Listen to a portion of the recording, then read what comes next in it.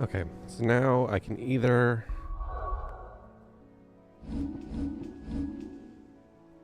go into the crystal area or take one more look around Rosaria. See if I can find the S hunt.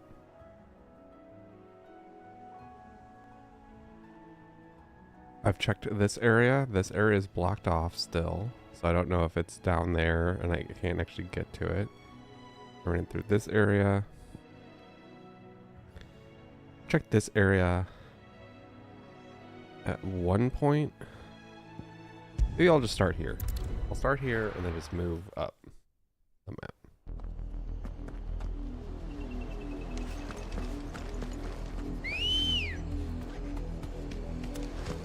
Come on.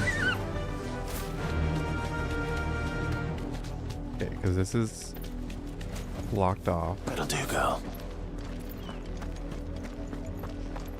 And it said in the hunt that it's a fallen giant where they were investigating ruins. And there are no ruins here.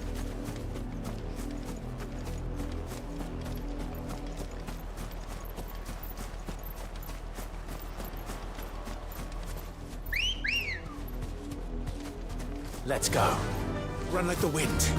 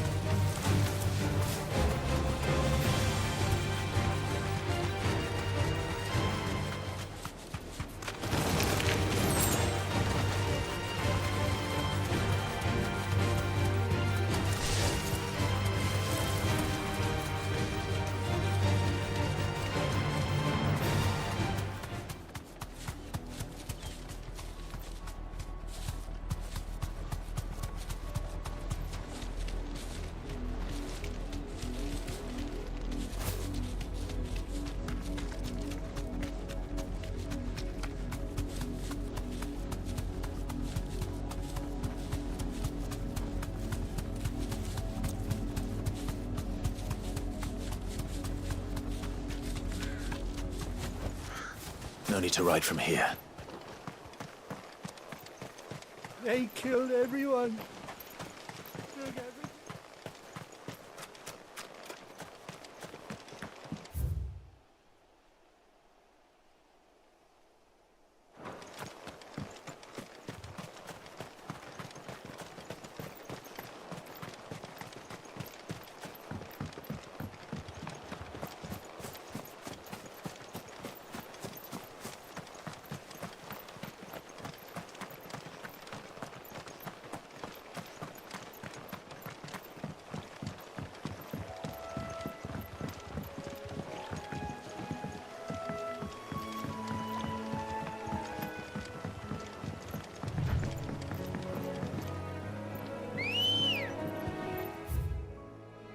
I guess I'm gonna go around to the left. Ready, go?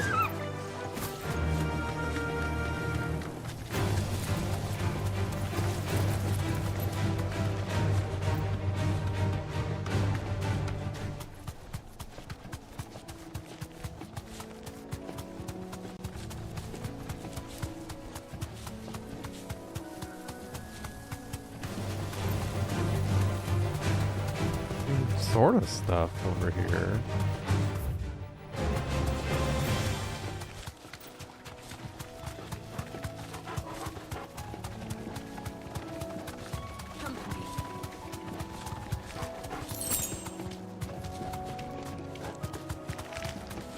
No.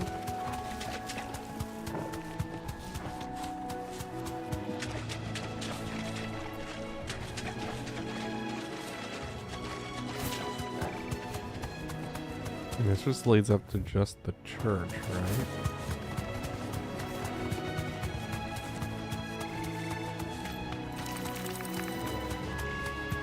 Yeah, there's no ruins up here.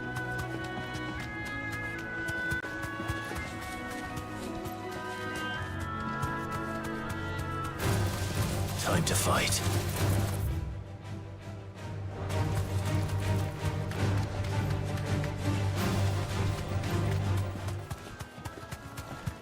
Company.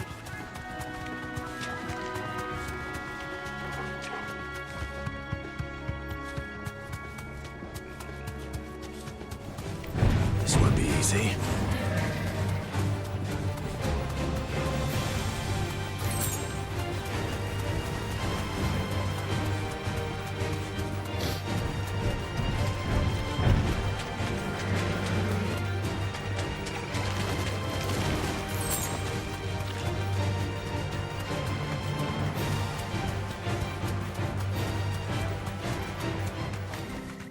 Back to the stables, Carl.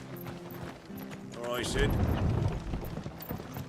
You know what would be cool is if I could talk to someone in order to get information.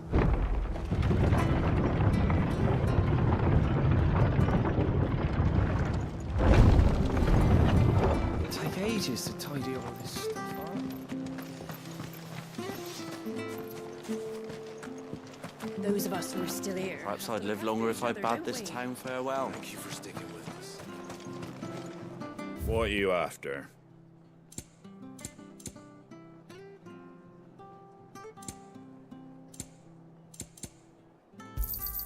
There you go. Much obliged. That all, is it?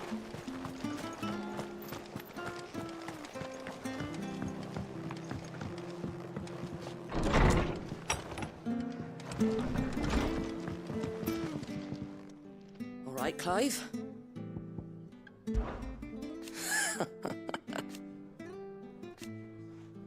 Who knows? Old Hill. Founder's sake. Most folk round here, so I told 'em everything. Reckon they'd spare you? This town is ours. You stay safe now.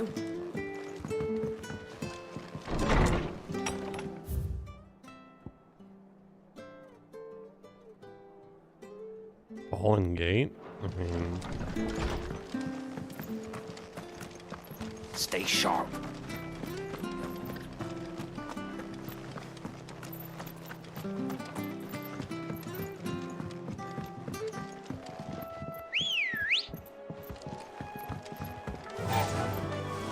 Fly, Ambrosia.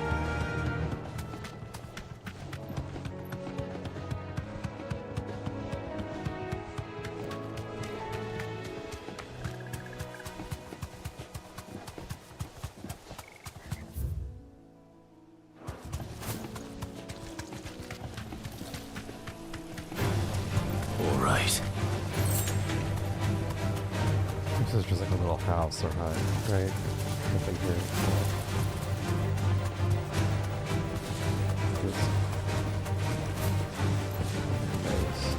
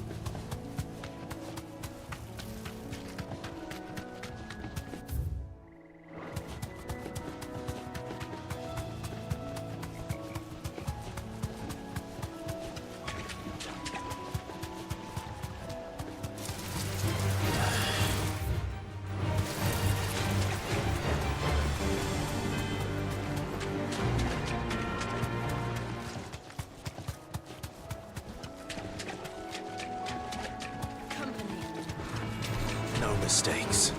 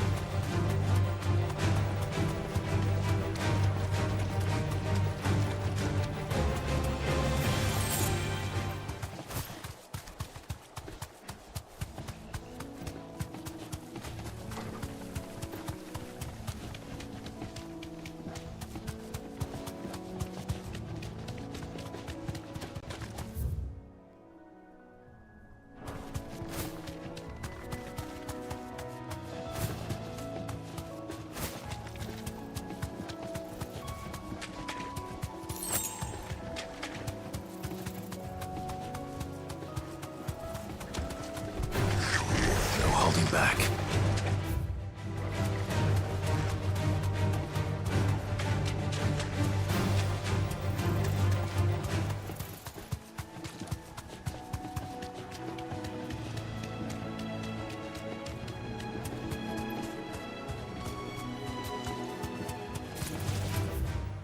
All right.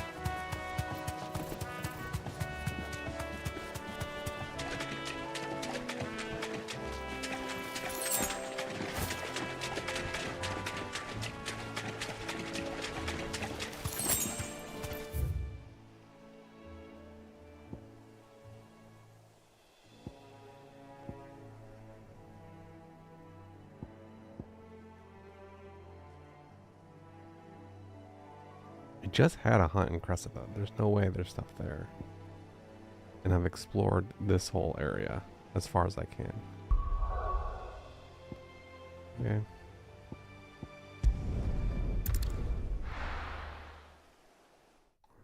This is hard to figure out. I don't know why it doesn't tell you the location.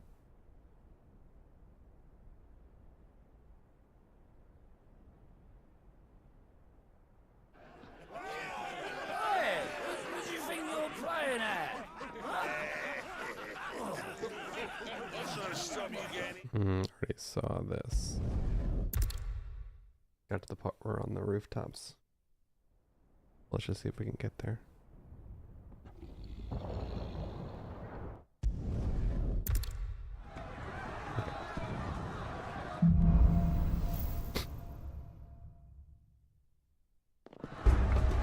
The city's on fire. I'm sure Boots is fine. He'll be making for the square. The one with the bell tower. In the middle of town, right? Watchmen or sentry is to be stayed on sight. But spare the citizenry. His Highness's orders were clear. Those were Imperial Dragoons.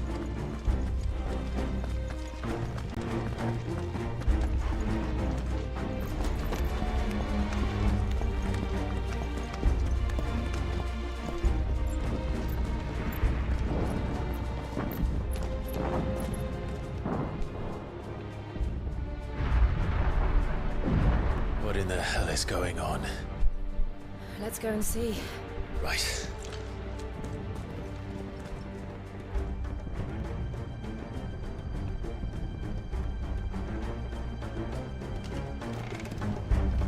But first we find Goots.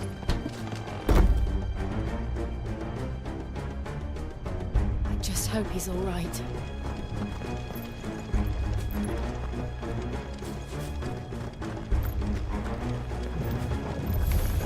You there! Identify yourself! We have to.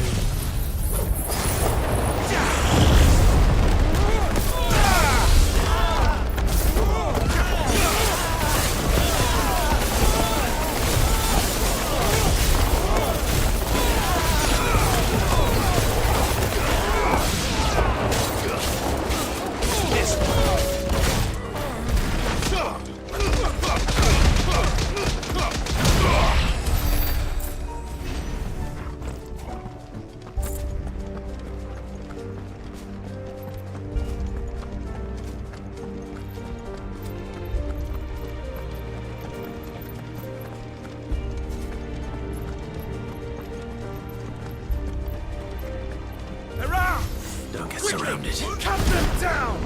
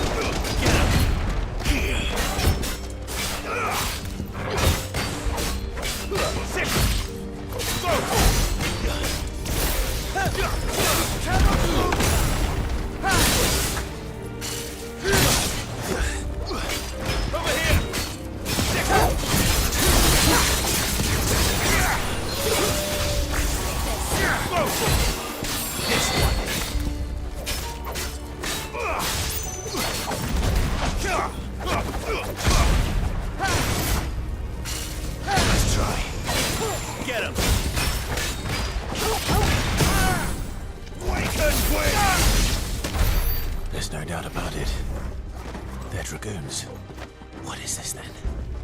A civil war?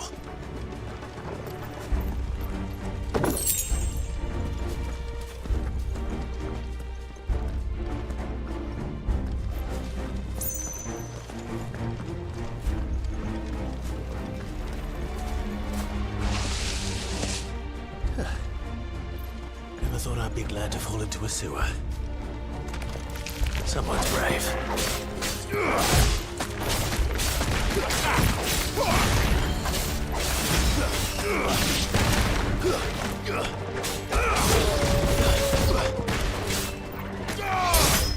Farewell.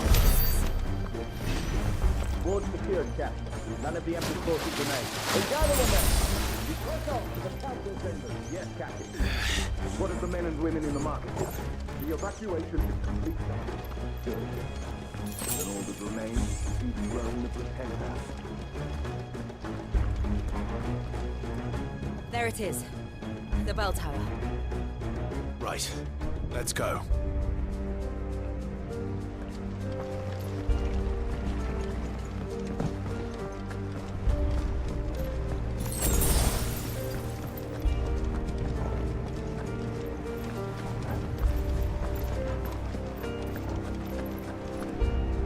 Ah, no goods left.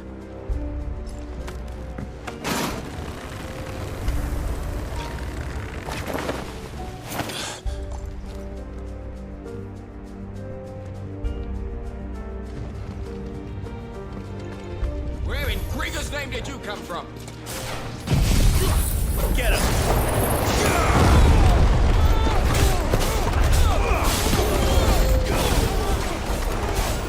Over here! Get him!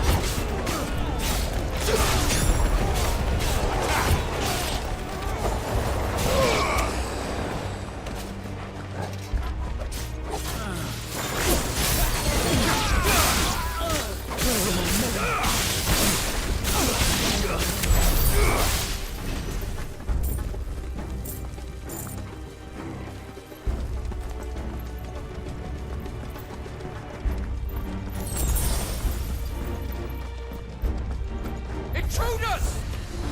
Defend the gates!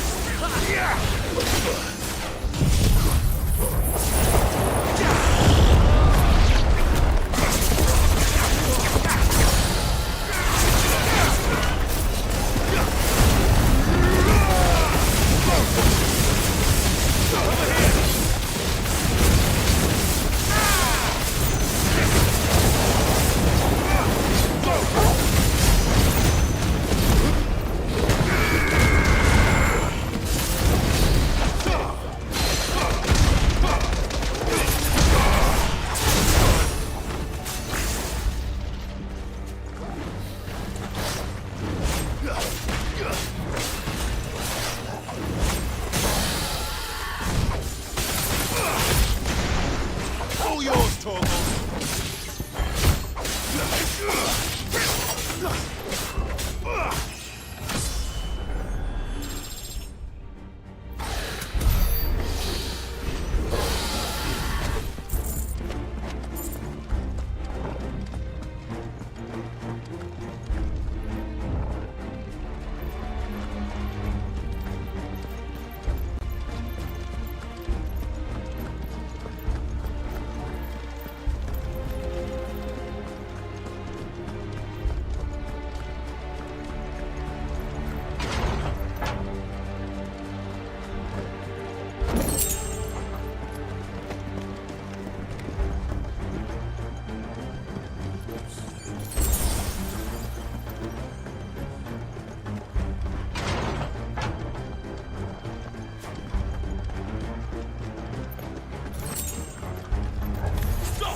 name of His Highness? This one.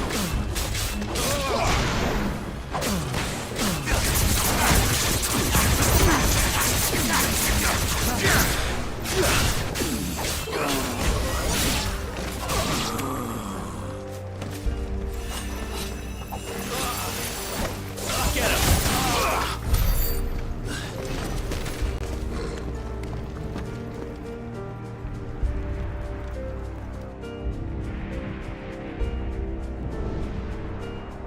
Hold on, kids. We're coming.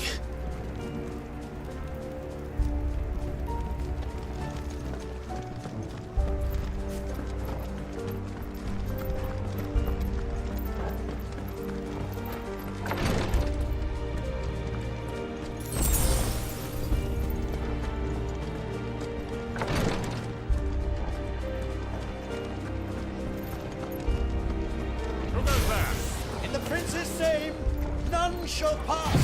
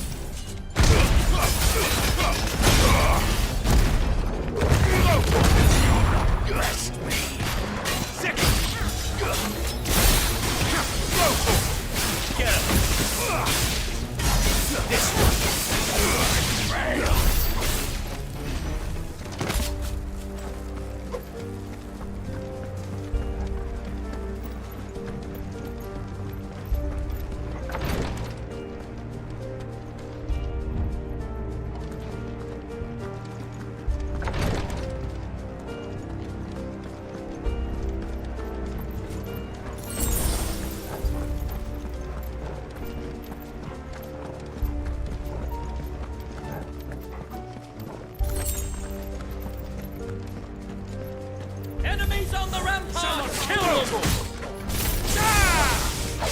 This one.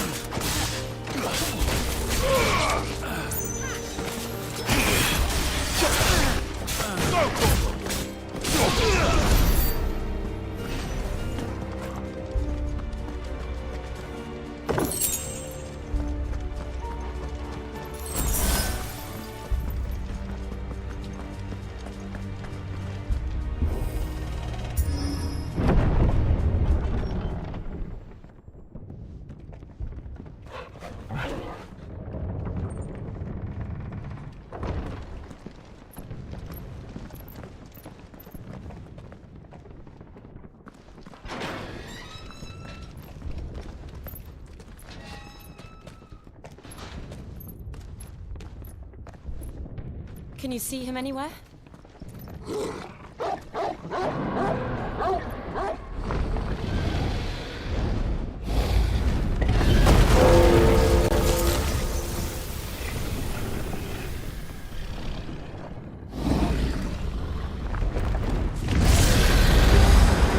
Lost dragon?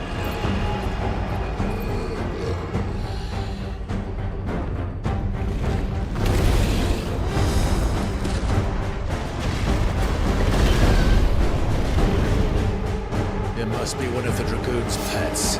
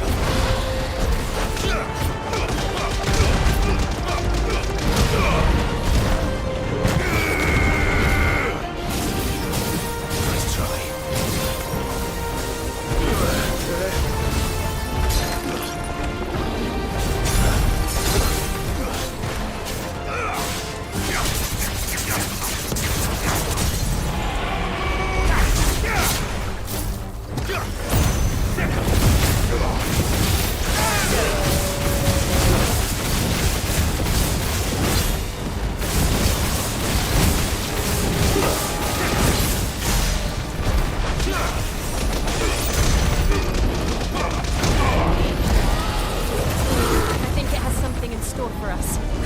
Get ready to move.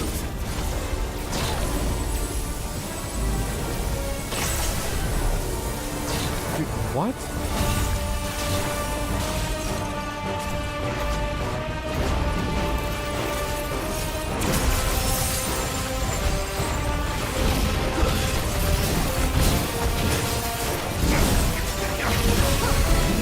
Let's try.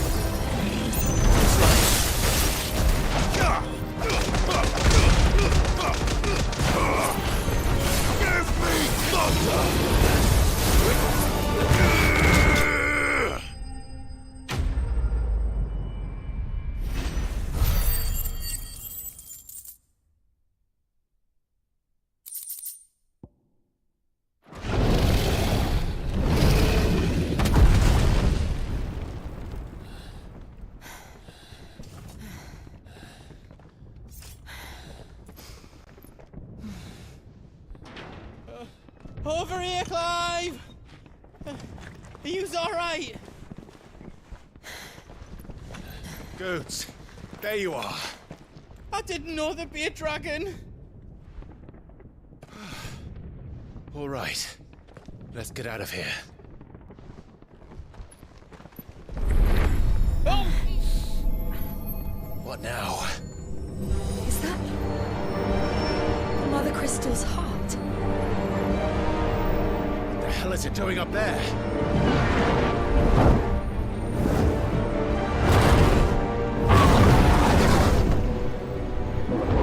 Bahamut.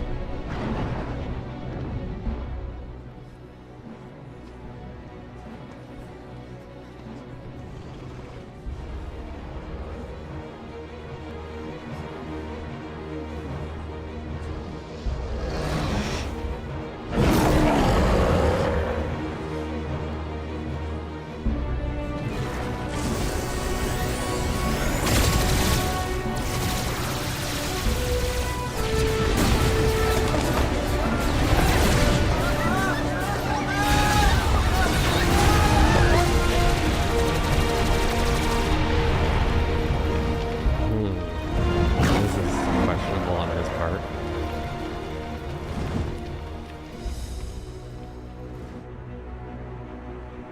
Guess I'm killing Bahamut next. That would make Joshua. Sort of close. Your Highness, don't do this. We must leave. Now, Your Grace, I beg of you. This is not what he wanted. Something's happened. Forgive me, Yud, but I must put a stop to this. Your Grace!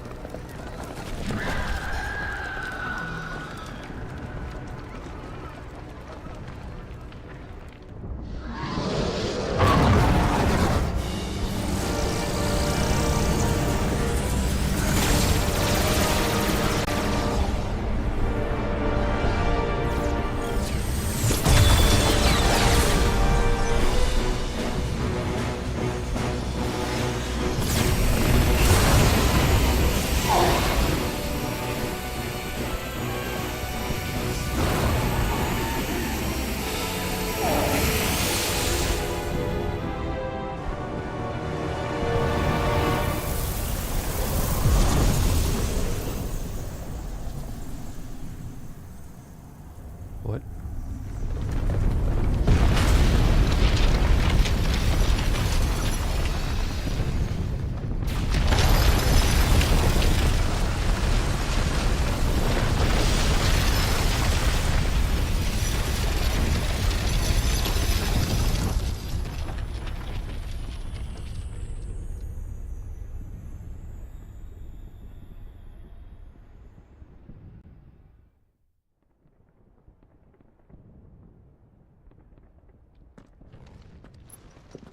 The crystal just moved.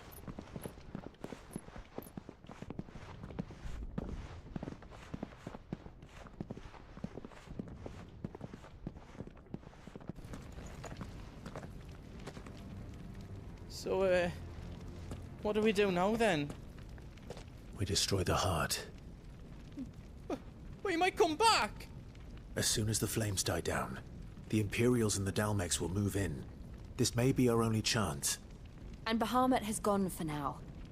You should get as far away as you can, Goots. Wasn't he just floating there? What do you mean he's gone? What? And leave you lot in the lurch? I can't do that. If you're staying, then so am I. I packed everything up before I made a run for it, so if there's out you need, just ask. But I won't be giving it away for free. Nana'd never forgive us if I did. Thank you, Goots.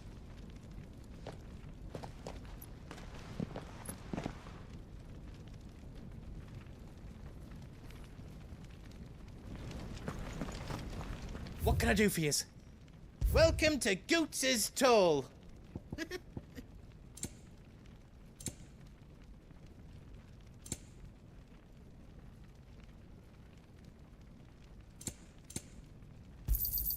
Thank you. Is there out else you need?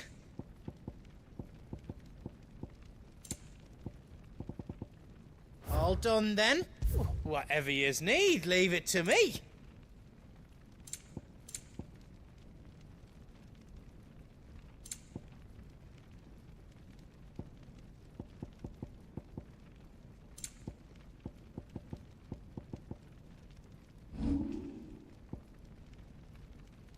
Anything else I can make for you?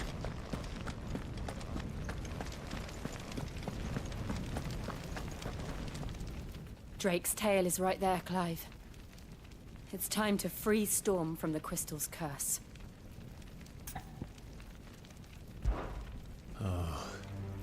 It's past time. But remember, Bahamut is still out there. And I dare say we'll be seeing him again before the night is done.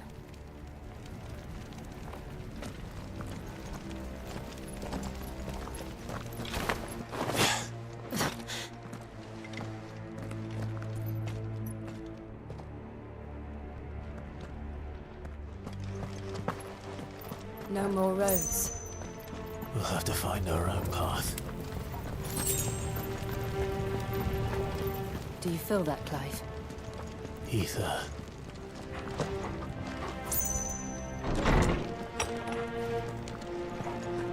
Just what we need. Another flood. It's already turned them.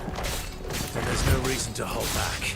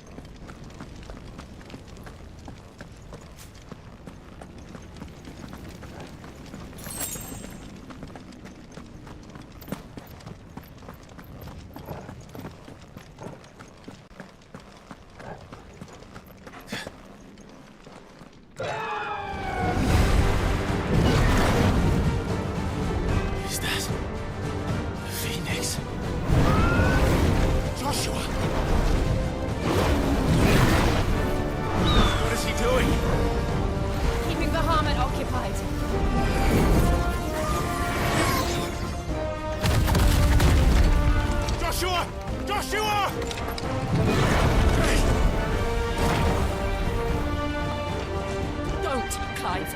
It's too dangerous. Fuck. Hold on, Joshua. I'm coming!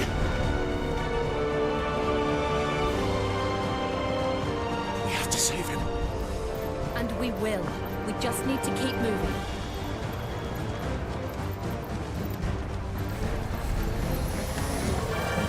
Them again. Not now.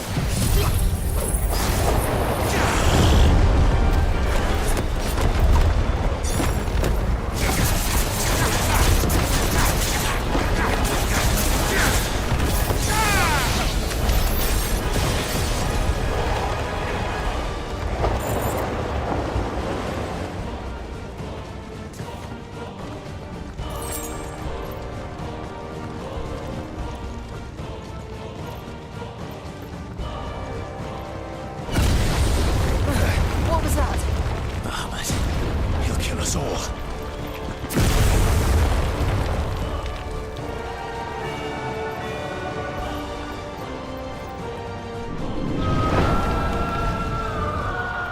There he is. Joshua! I'm here, brother! Clive. He can't hear you. Joshua! They're heading for the heart. Then so should we.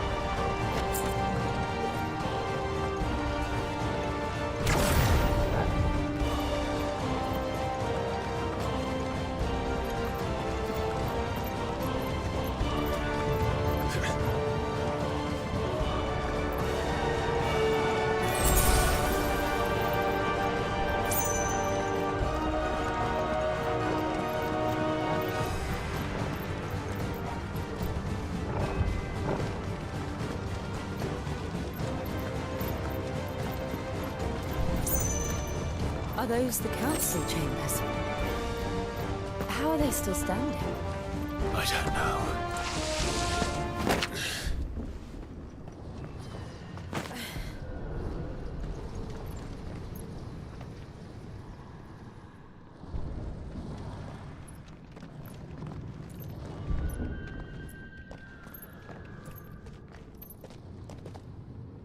He'll be all right, Clive.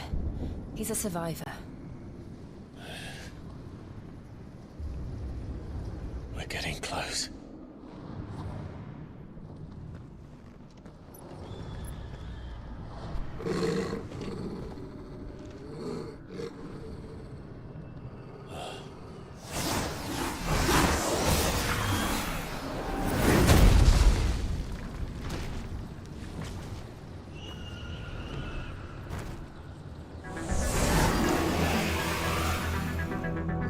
It looks like somebody doesn't want us getting any closer. I don't care what it wants. Neither do I.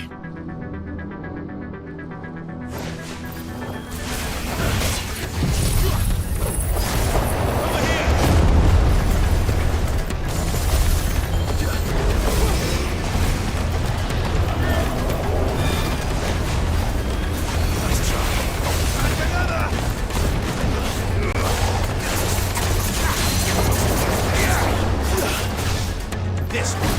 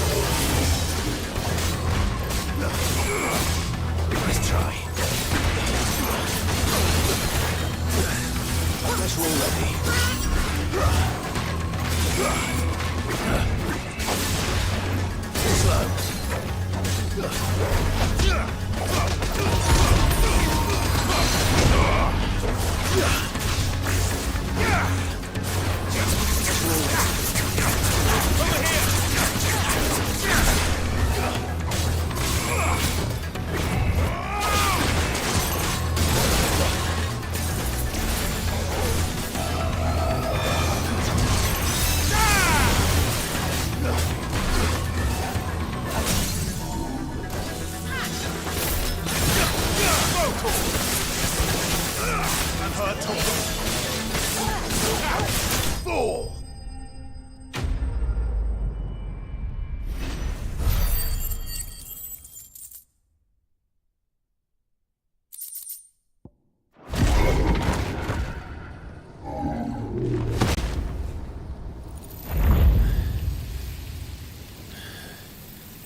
These beasts, they're getting stronger. We can think about them later. Right now, there's only one thing we need to focus on. The heart.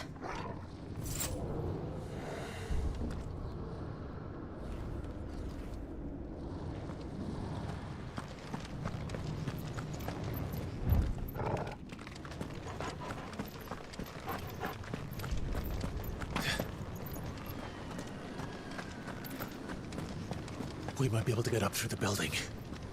It's worth a try.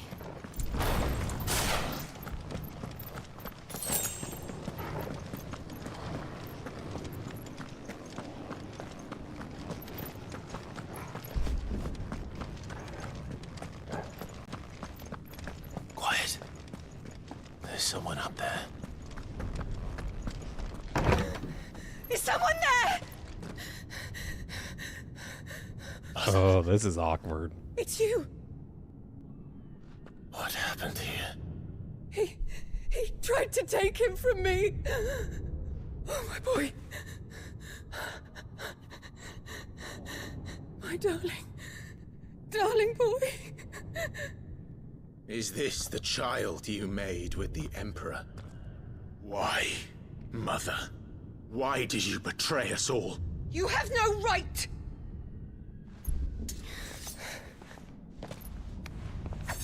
Answer him. We took you in, savage. Show some respect for those who raised you.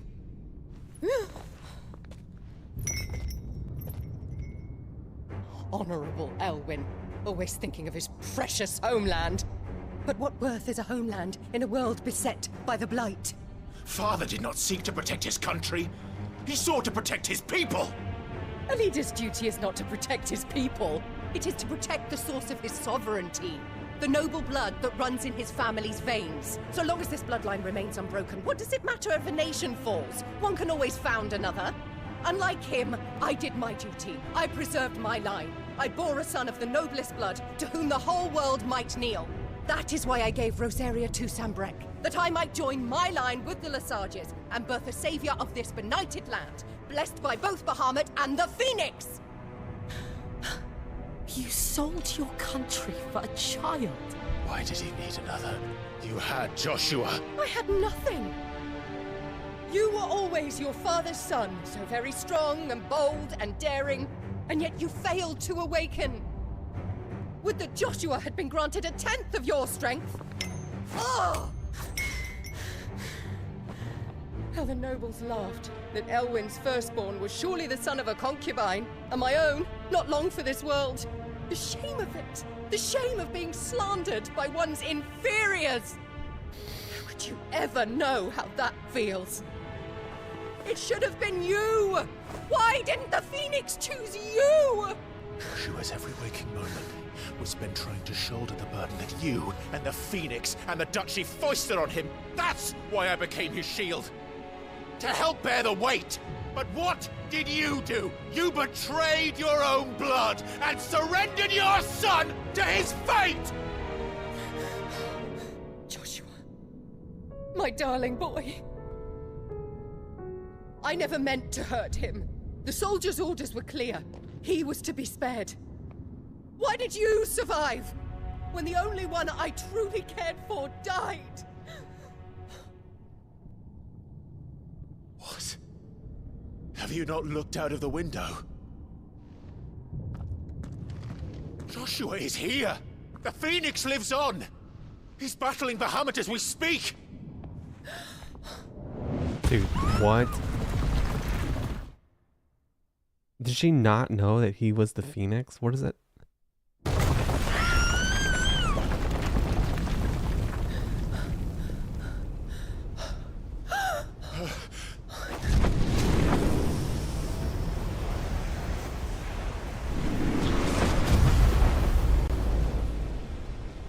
Joshua!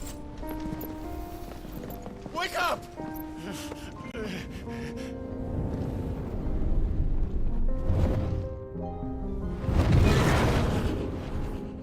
I am a shield of Rosaria.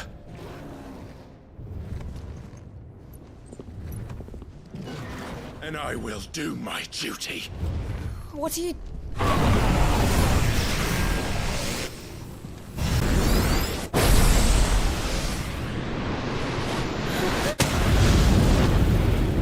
Oh, sweet.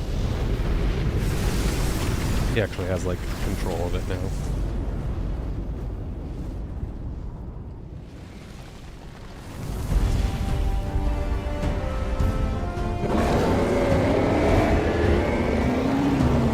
You're freed. Bad memories. Joshua. Clive!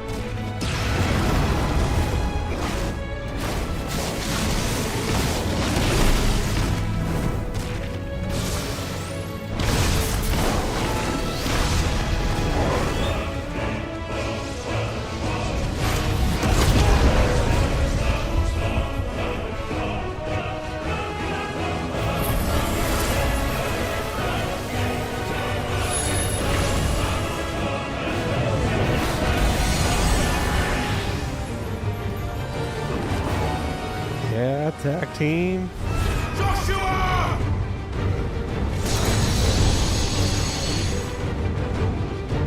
No! Leave my brother alone!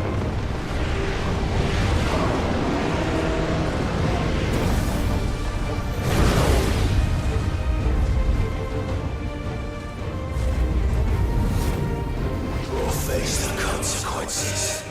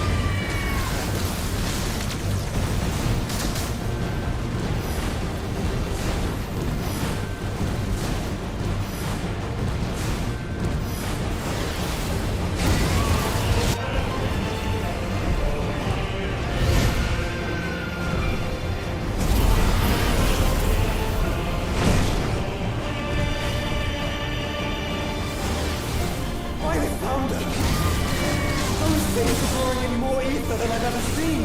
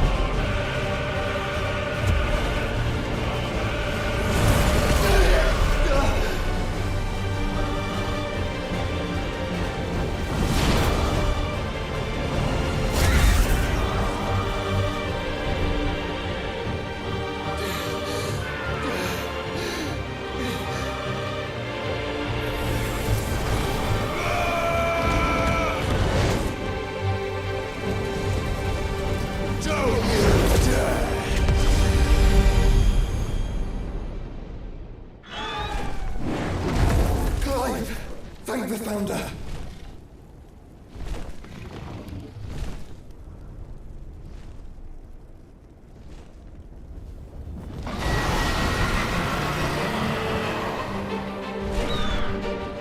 It's now or never, Joshua.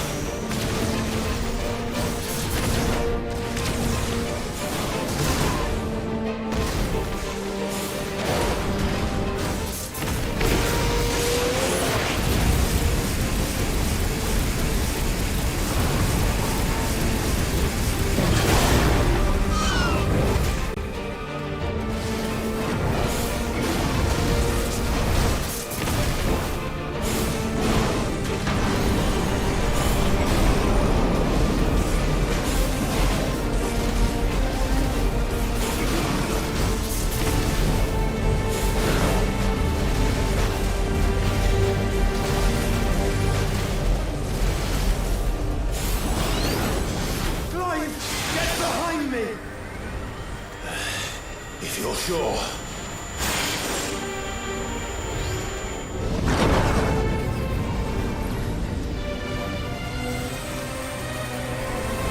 So Mega Flare, Giga Flare, Terra Flare. What's after Terra? Peta Flare.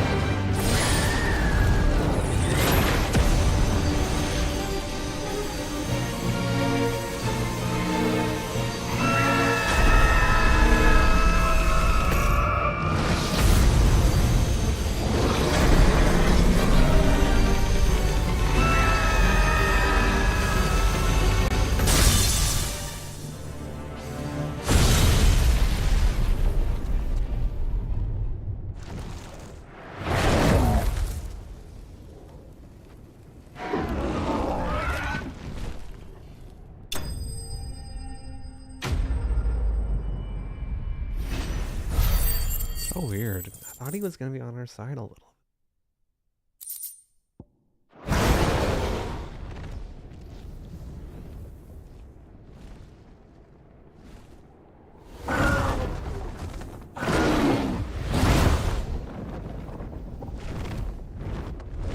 What now?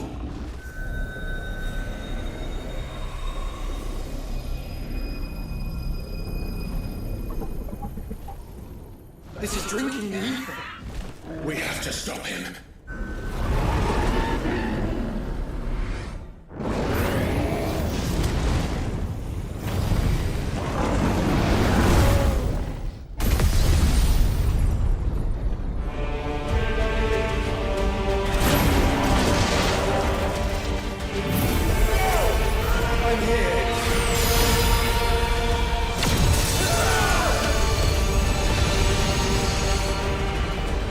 Is he a Giga Bahamut now? Neo Bahamut? Forget all the different Bahamuts.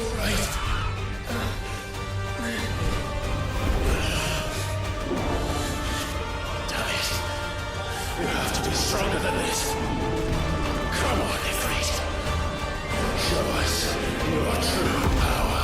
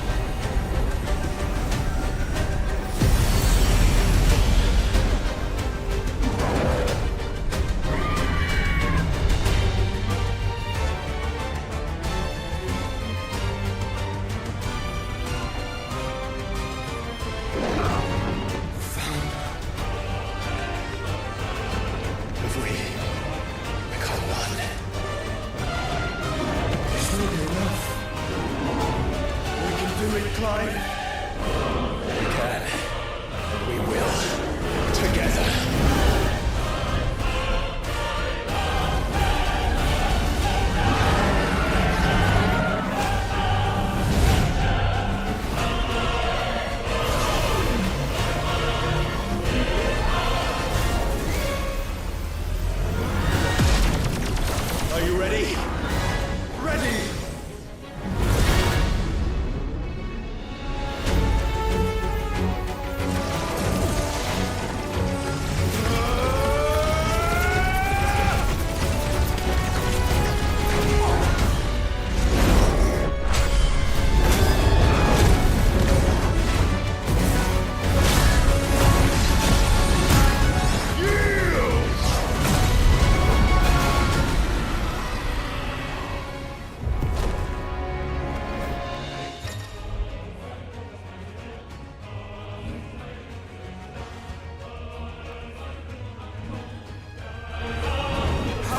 To match such power. By trusting in our own.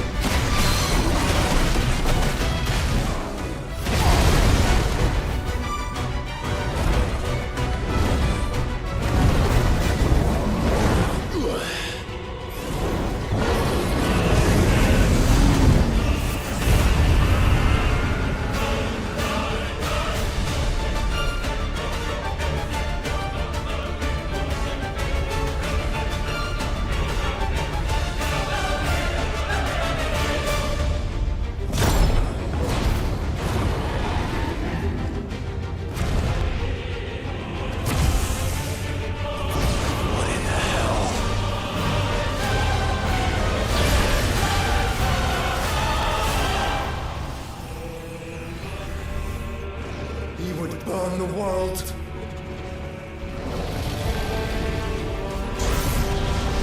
Zeta flare. There it is.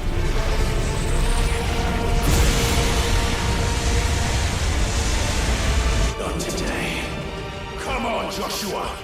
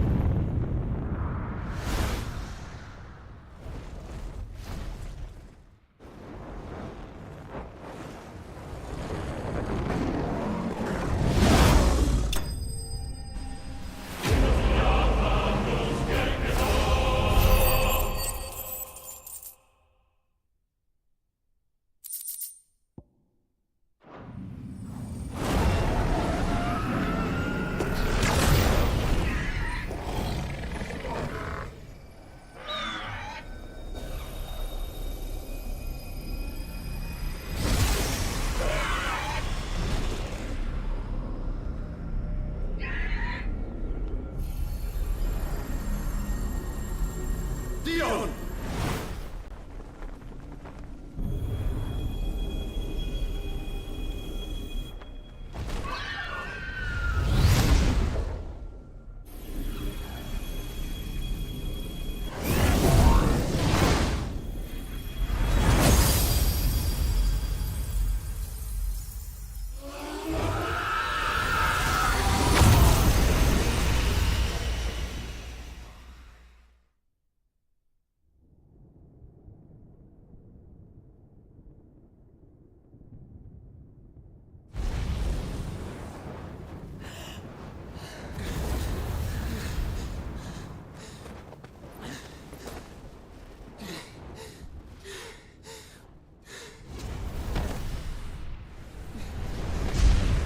Joshua! Clive!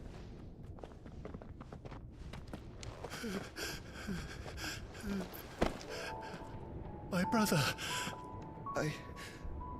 I'm sorry. I'm so sorry. You're alive. We both are. Nothing else matters.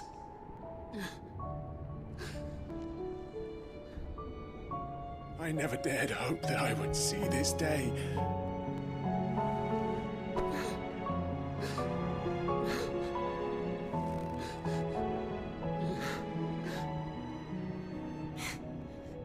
Reunited at last. Jill.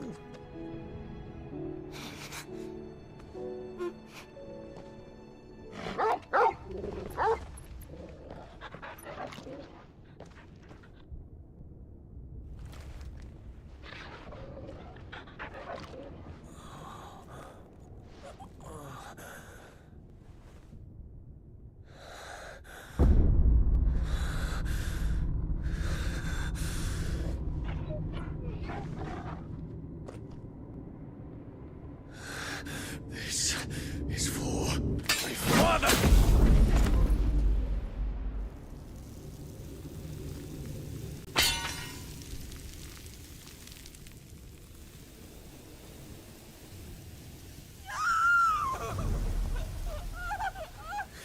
Whoa.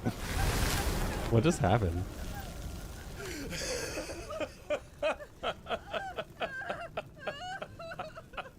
That's a good throw, though. On the ground.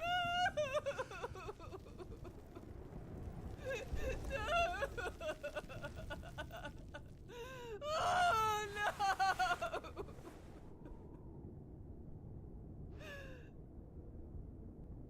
no! It is done. The demon that would tear our house apart is no more. Father.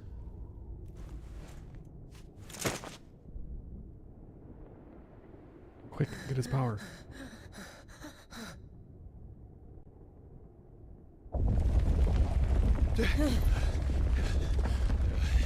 The Mother Crystal. It's collapsing. Right. We need to leave. No. Wait.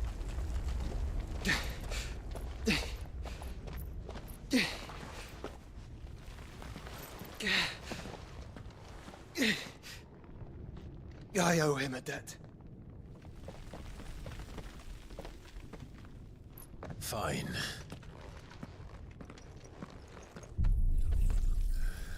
There it is.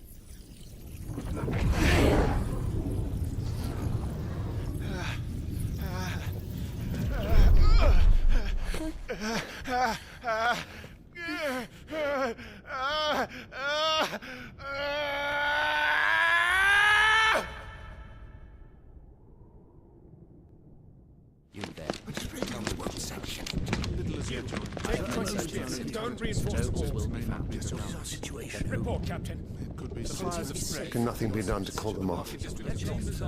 I regret not, Your Radiance. The Dragoons answer to none but His Imperial Highness. The Council is powerless to intervene. We're hearing reports of rebel Madness is this, Dion. throughout the neighboring districts.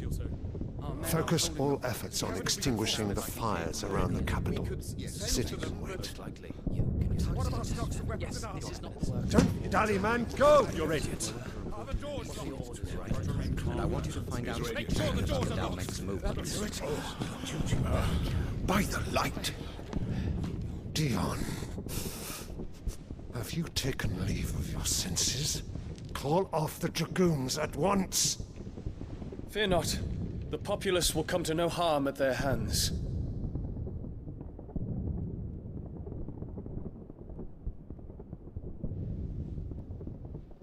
I am here to save you, Father. Save me? A creeping darkness hides in the heart of Sanbreque.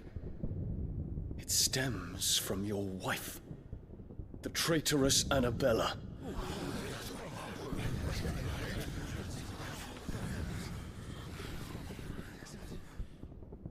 Not another word, Dion. Father, though you may not see it, the darkness has taken hold of you.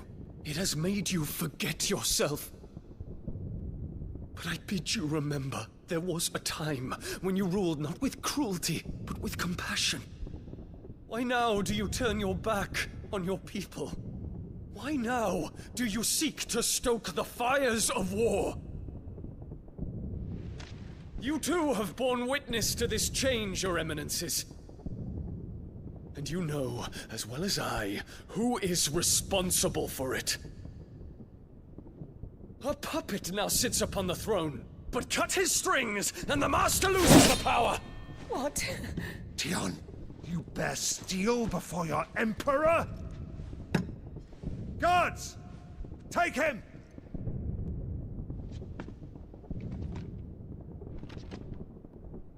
For every citizen who falls, another can be bred.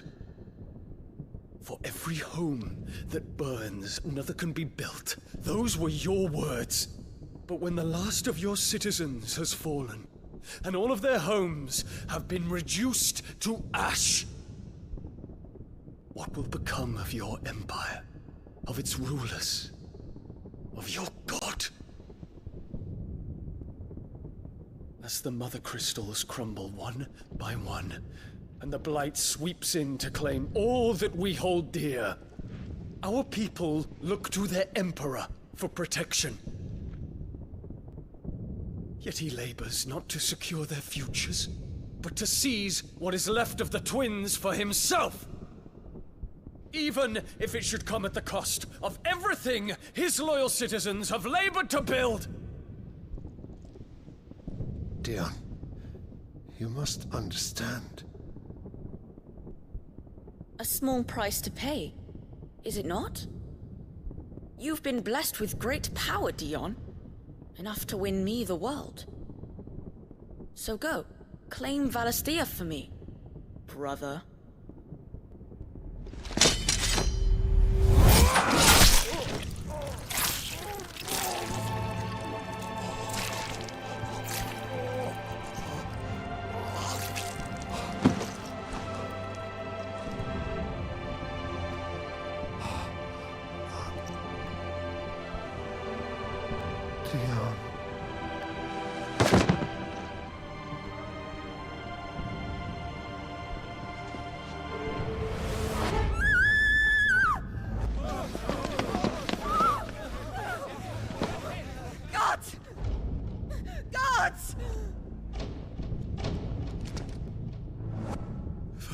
Father. Poor father. How he doted on his children. That he would die to protect me was plain. It was but a matter of when. You planned this? You did well to endure so long. But you broke in the end, as I knew you would. And now Muthos approaches. Put him to the proof. I would see if he breaks. Go, Bahamut. Kinslayer.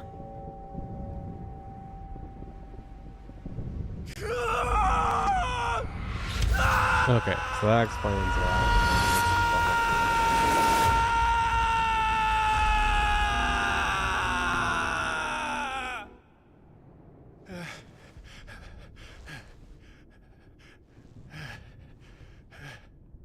Not again. Brother? It's a long story.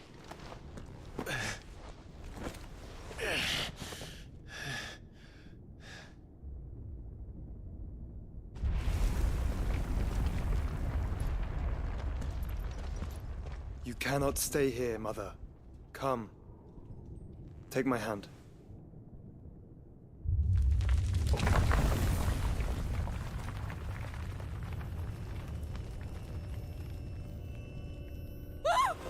Get away from me! This is all just a dream, just a bad dream! You will not take me, Shadow! You will not take me!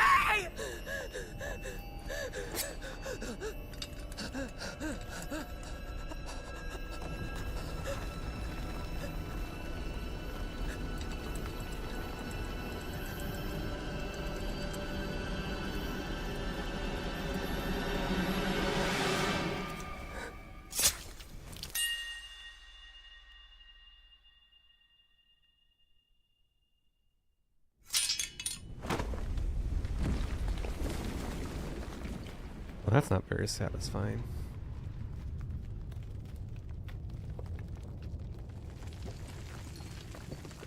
Mother.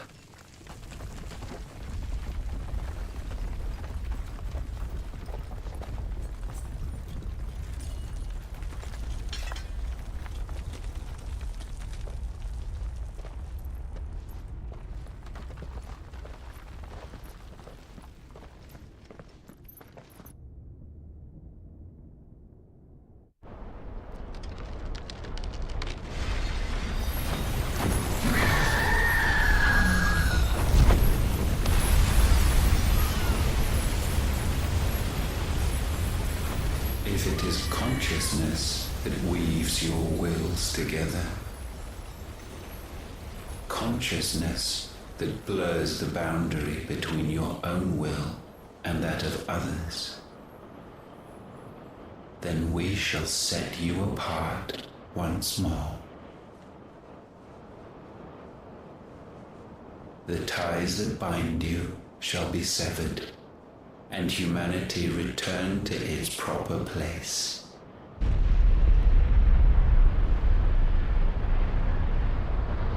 By primogenesis shall a new age of reason begin.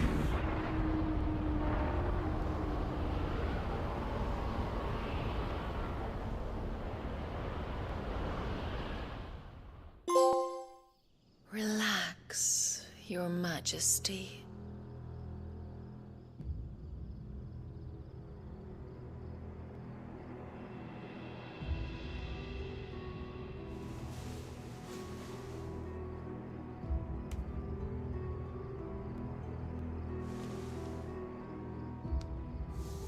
Don't you want to play? It's been a long time. If that is your wish. Men, you are as meek as all the others.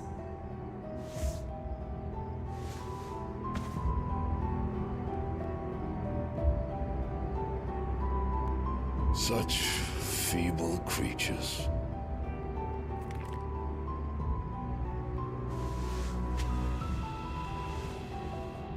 Gifted the power of icons, yet slaves to fickle emotions which usher you to your doom. And so you bind your fragile wills with strands of consciousness. The wretched handiwork of a wretched people. The sons of fire were united at last, and for but a moment their flame burned bright. Soon Muthos shall become our perfect vessel. And then shall the world be remade. Not before the bonds are severed, of trust, of respect, of love. Only when every strand of consciousness is cut away, may Muthos return to our side. By primogenesis shall all be undone. Mankind shall be rid of his wretchedness, and Muthos of his will. But while he yet clings to it, he has the power to forge bonds anew. And so we bid you, find Muthos, and sever every one. To destroy that which has no physical form, you ask the impossible. There is nothing your black blade cannot cut, Odin. We shall unite with Muthos, and bring forth a new world. So long as our vessel remains unclaimed by humanity. It shall be done, Master. My will is yours.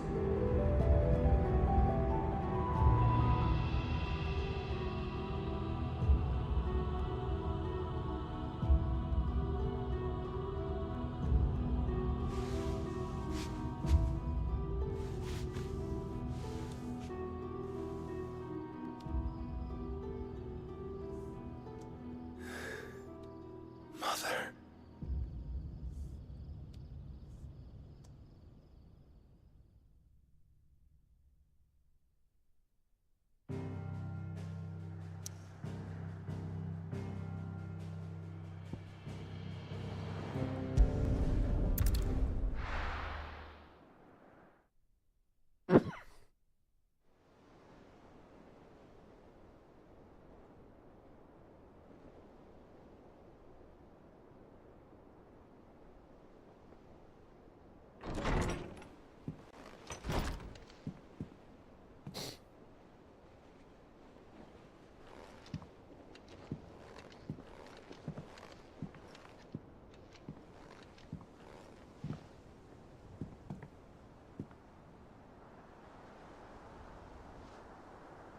How is your brother?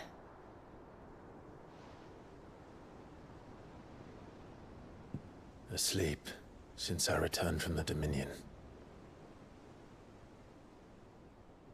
Taya says he should be back on his feet soon enough. For a while, at least. She discovered something on his chest. A swelling, circled in stone. The curse.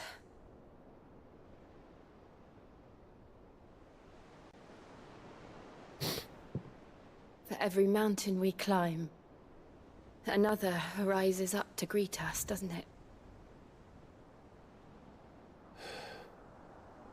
It's never ending.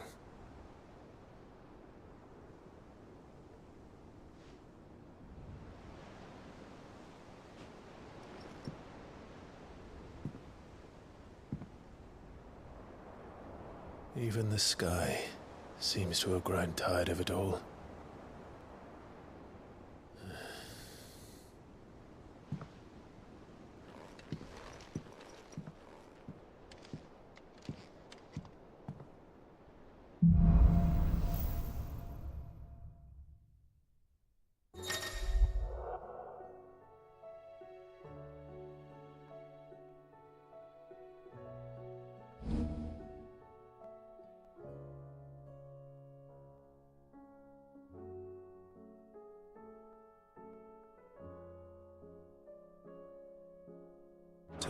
happy if I disturb Joshua. While he rests, I might as well see what Otter has to say.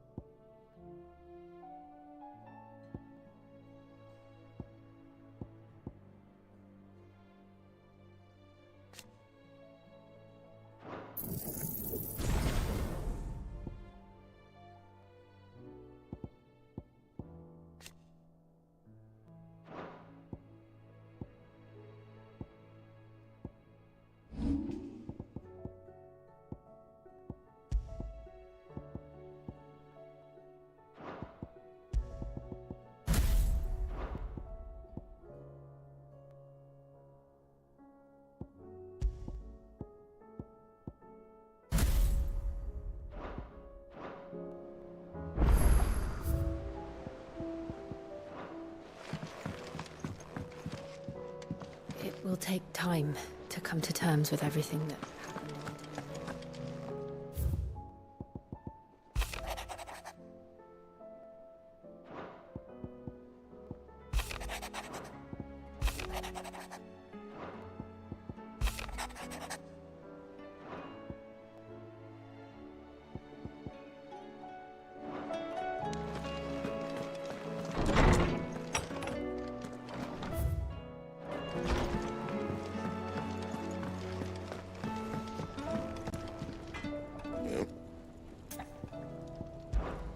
Fraying about us, guys.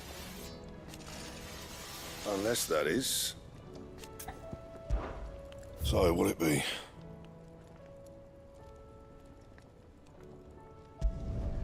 Not bad, if I do say so myself.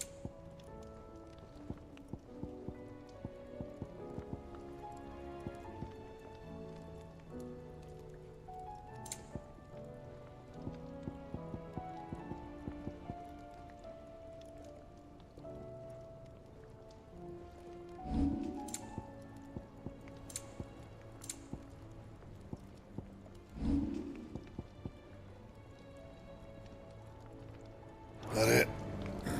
Fine.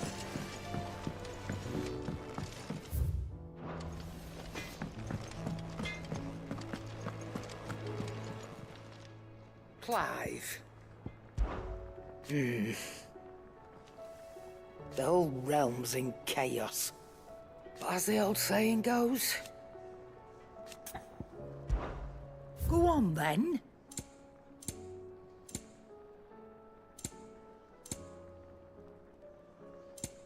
Finished, are you?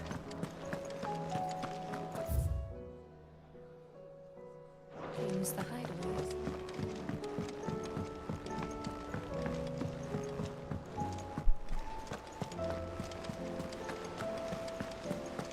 Did you see that? Tell me you saw that.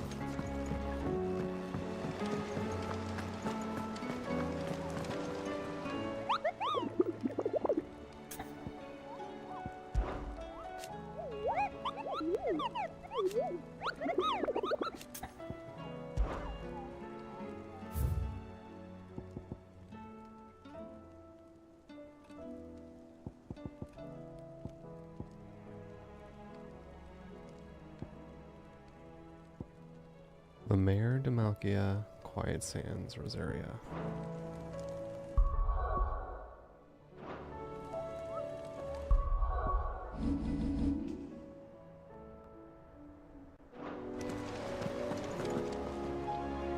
Otto, how fares the realm? The realm? Oh, she's just fine. As long as you look past the fat storms out mother crystals and her skies are a roiling cesspit. And Gav?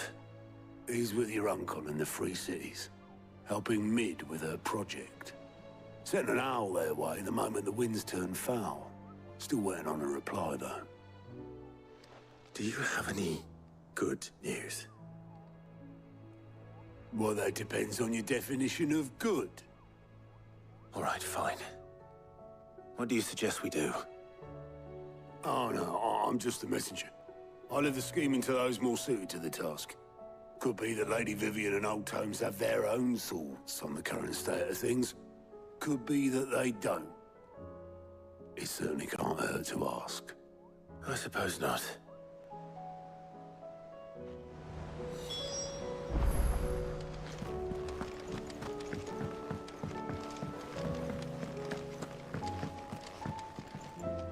How is it that every one of your little excursions presages some inexplicable catastrophe? Not that you are to blame for the Dominion's fate. No one could have predicted the actions of the Crown Prince. I'm sorry I couldn't save your home. My countrymen are stronger than you think. A few toppled clock towers won't break their spirits. They'll be back on their feet in no time. I hope so. Look at us. Bluer than a pair of bog crabs.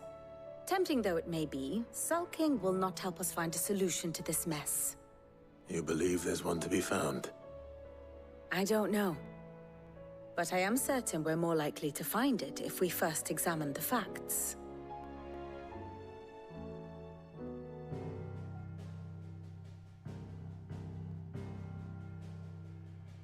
Beneath these darkened skies, fear and confusion reign over Valisthea. Oh, the lands around the fallen Mother Crystals had already begun to wilt for want of ether. But not like this. Crystals that filled wells and fueled furnaces, now nothing but pretty shards of rock. And those that hang from the people's necks cast nary a glimmer of light to keep the dark at bay. It is only a matter of time before the common folk convince themselves that the end of days is upon us. Yet I fear a swift end is more than we can hope for. While most of the world thirsts for ether, the remainder drowns in it, spawning Akashic in droves.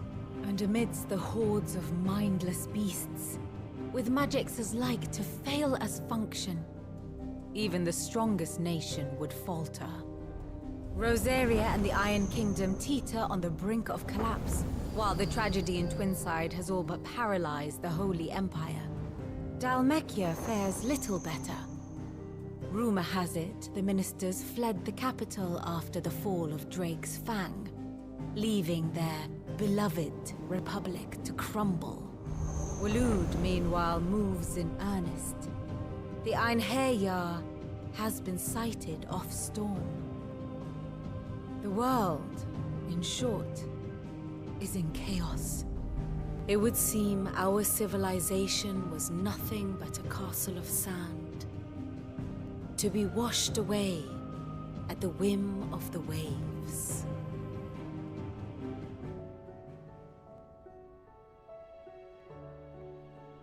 A castle of sand. Not my best flourish, but it seemed fitting. The reports I've received are considerably more blunt in their appraisal. Without the protection of their nations, it will fall to the people to defend themselves against those who would take what is theirs. Which is only ever going to end one way. Defending a farmhouse against a band of chocobo thieves is one thing, but pitchforks and palisades will do little to stall an army's advance. Should the King of Waloed deign to invade, there would be none to stop him. None but us.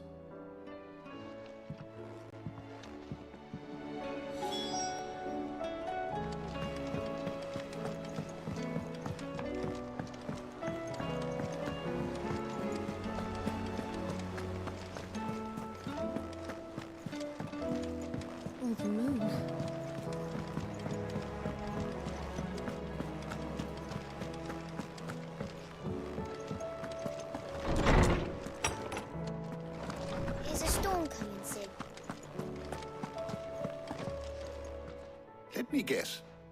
You're here about the skies. Is there anything you don't know, Lawsman?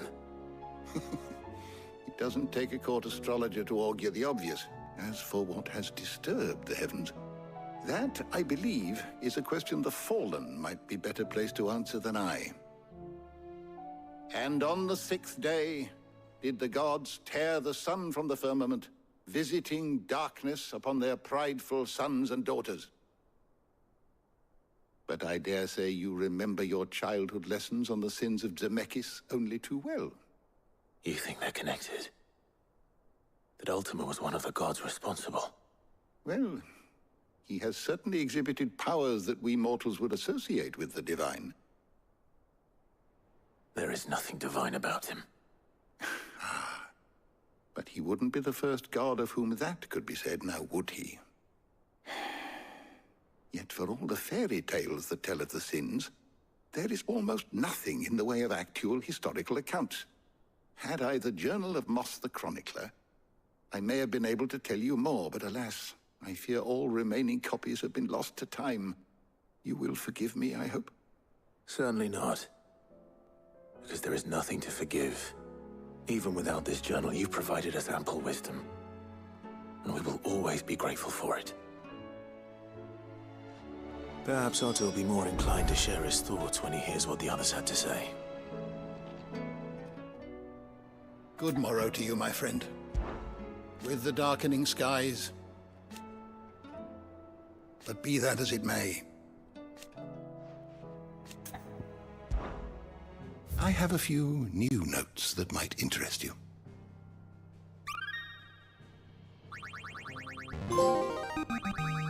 There is a rather fascinating excerpt I've been meaning to show you.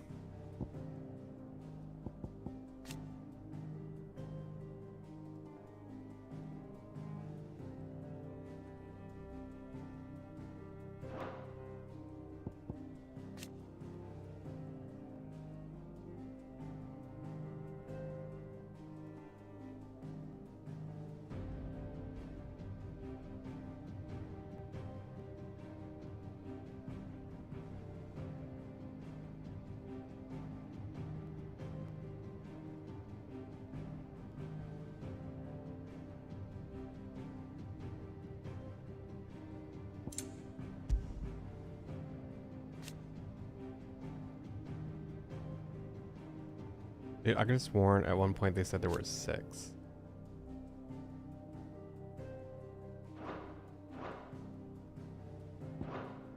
You wish to study the tomes? You are always welcome, Clive.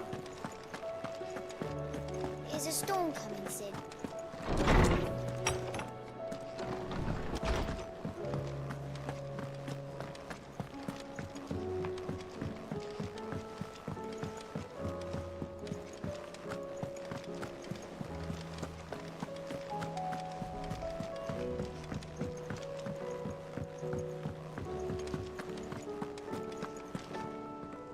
Clive, we have a problem.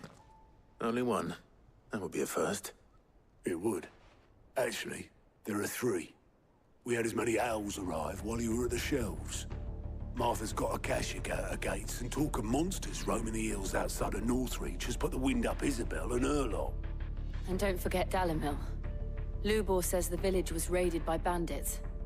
When it rains... It fucking pours. The curse breakers are spread thin, taking stock of the damage in the Dominion. And even if I could get word to all of them, I doubt they'd get here in time to make any real difference. Which means there's only 2 people who can. Jill and I. Let them know we're on our way.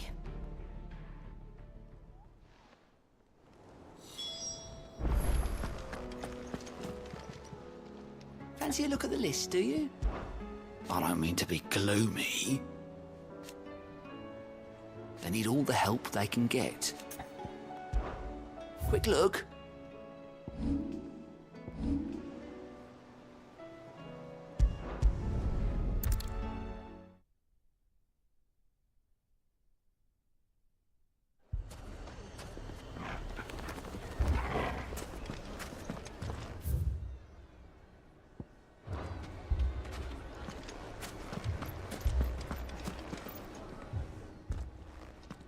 Sid. Oh, your new companion appears much more formidable than your uncle. Should I be worried? You haven't been introduced. Jill. Clive has told me much about you. All lies, I'm sure. Your Stolas said that Dalamil has a bandit problem. Indeed. Although, you're a little late. They left with our food and guild days ago. Any idea where they went? The desert's a big place. Your guess is as good as mine. But the fact is, I have more immediate concerns. What did you say to me? What did you say? Ah, as if by magic. Let's just say we've yet to reach a consensus about how to solve Dalimil's little problem. And at this rate, it won't be the actions of the bandits which prove to be our undoing. It will be our own. Now, I've tried reasoning with the dissenting parties, but even the Desert Hare has limits. Perhaps we could talk to them. What makes you think they'll listen to us? What makes you think they won't? She makes a fair point, Sid. And you won't have wasted much of your precious time if you fail. They're just across the courtyard.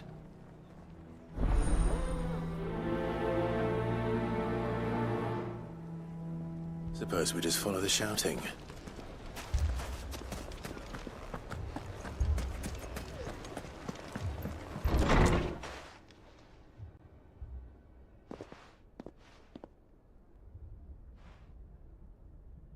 You wouldn't talk like that if it had been your men whose throats were slit.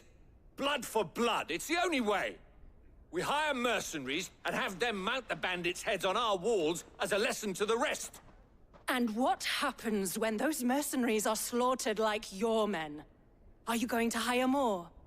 We're better off using that coin to buy food and supplies. If we hire mercenaries, the only thing we're buying is the bandits' ire. And you cannot fill empty bellies with that. Do you hear me? But what happens when they come back? Maybe it'll be your throat that's slit.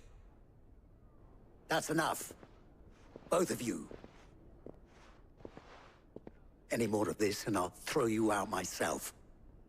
Come back when you're ready to talk like adults.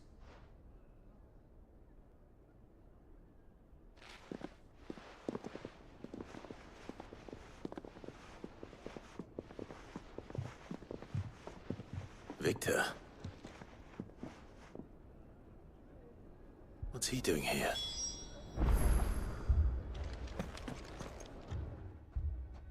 Sid. And Lady Jill. What brings you here? I was about to ask you the same thing. Costness is in chaos, and the markets have all but ceased to operate.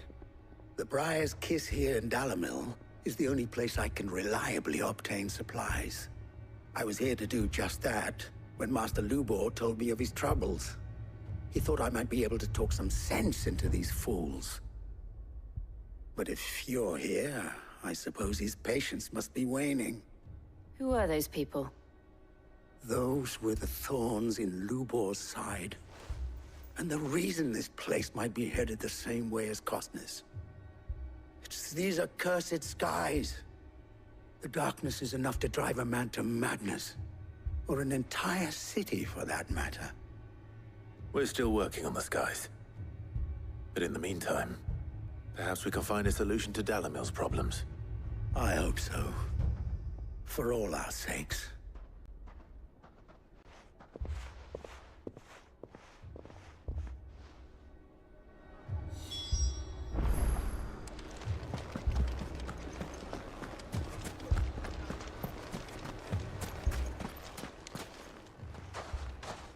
So, you see my predicament?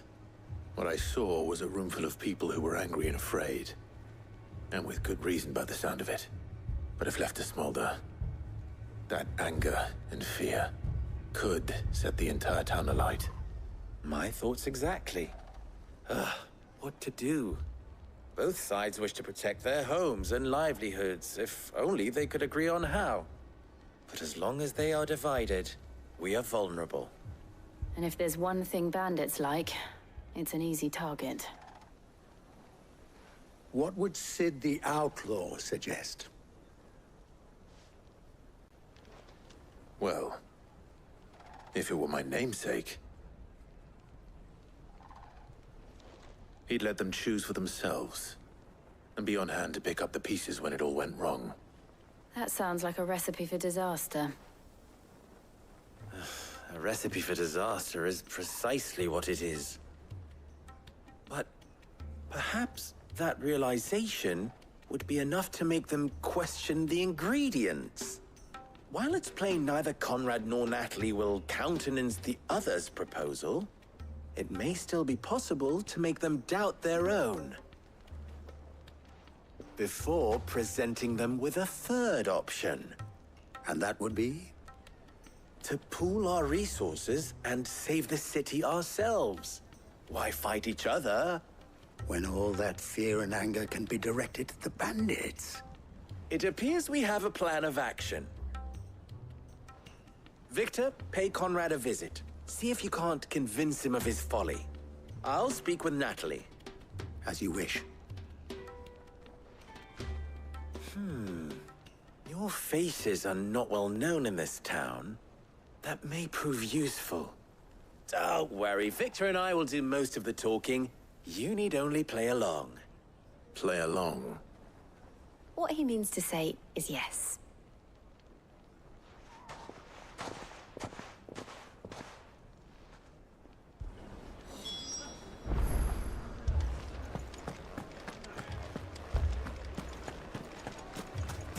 Picture it, Conrad.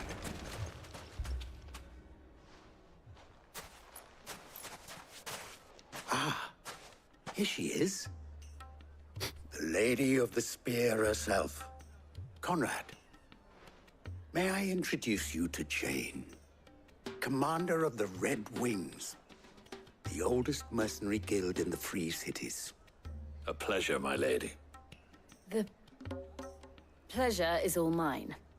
As I told you, I summoned the commander here from Canver to inquire about a contract. Victor says you told him no. That there aren't any men left to hire. Is that true? True as the crystals cracked. Nobles came and claimed every last one worth his salt. And not just from us Red Wings. You know of the 7 high houses. There must be 2 swords assigned each one. Granted, we have a few boys left. If it's boys you're looking for. Well, Conrad, are you saying that Dalamil's finest cannot defend this town better than a gaggle of unblooded striplings? That a band of beardless youths could better avenge the deaths of your brave men than you yourselves? Absolutely not. We'll show those bastards who they're dealing with.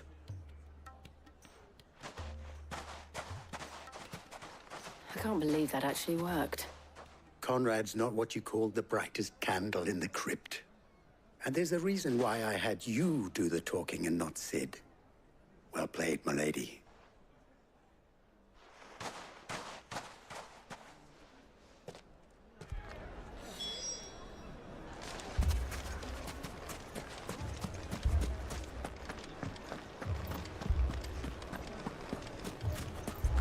My shop.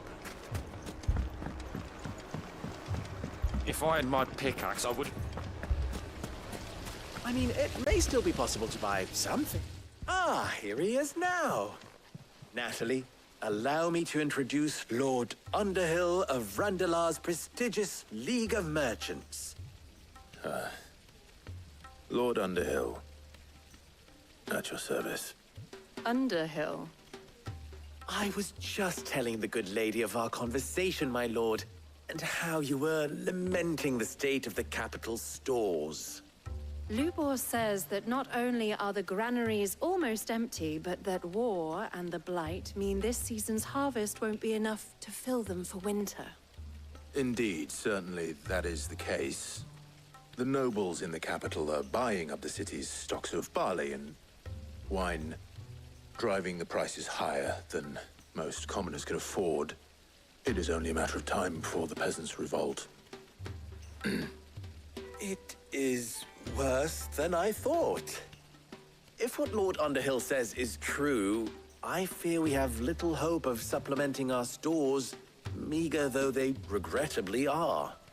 And while I applaud your endeavors to dissuade our more bellicose citizens from seeking vengeance, I sense Conrad is not wrong in his assessment of the bandits' likely return.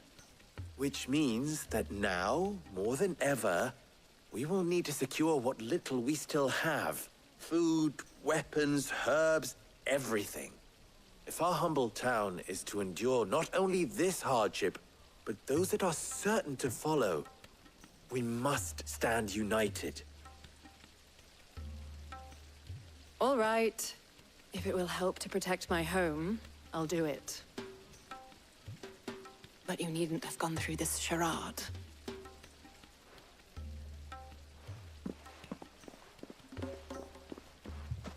Thank you, Clive.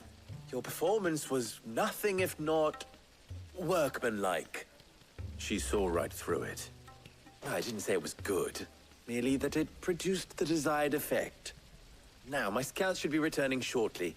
Meet me back at the Briar's Kiss, and we shall see what we face.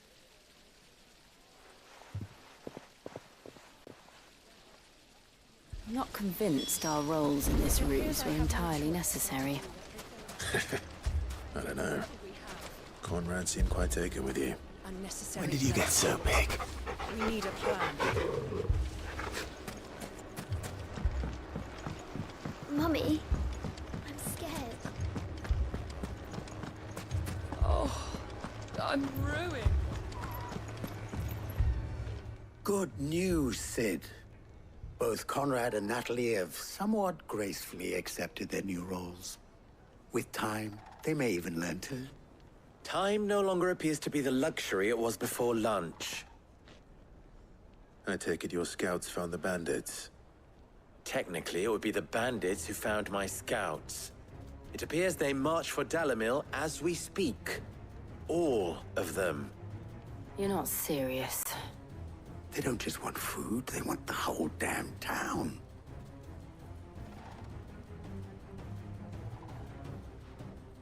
I have a favor to ask. I'm told the bandits march in two groups, one from the south and one from the desert, in a move doubtless intended to stretch our already gossamer-thin defenses. Very well. Jill and I will meet those from the desert. But what of the rest? The rest, my friend, the city shall fight. Together. The stakes, I concede, are high. But if this does not unite Dalimil, nothing will. That is a lot of faith to put into those who had their hands around each other's throats but a moment ago. Then it will be for us to see that their hands are kept occupied. And I do mean us. I thought you might say that. We'll hold them off for as long as we can. And we will do the same.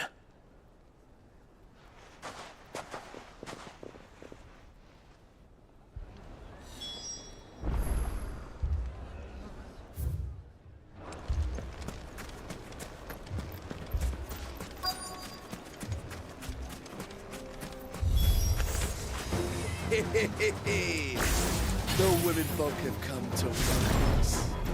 I'll take that one. He's all yours.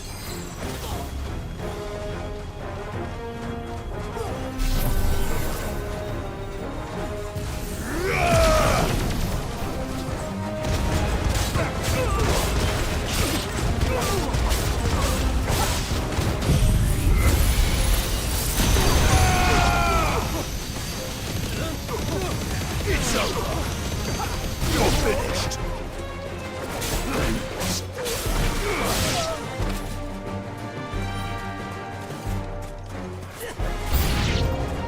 They mean to overwhelm us.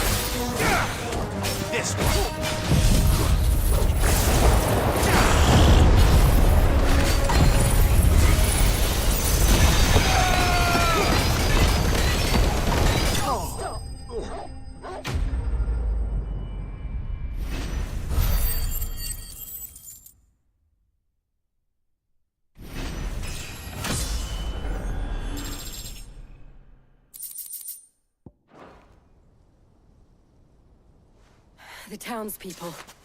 Could they have held out? I don't hear any fighting. What do you think? That we should hurry.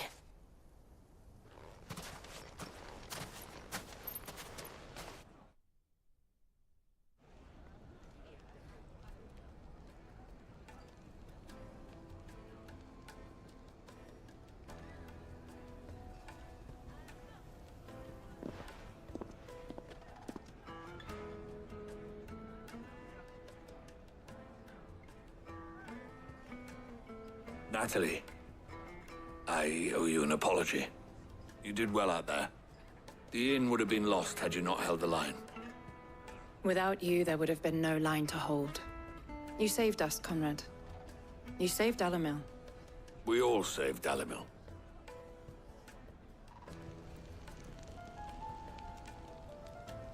Conrad seems to have had a change of heart. I'd say they both have. I take it from your presence that our visitors from the desert won't be joining us either. Pity. The plan worked, Sid. Granted, it only took an army of bloodthirsty bandits at our gate. Come now, Victor. Why quibble over the details? We are united, and that is all that matters. As for you, Sid, you fight considerably better than you act. I'll take that as a compliment.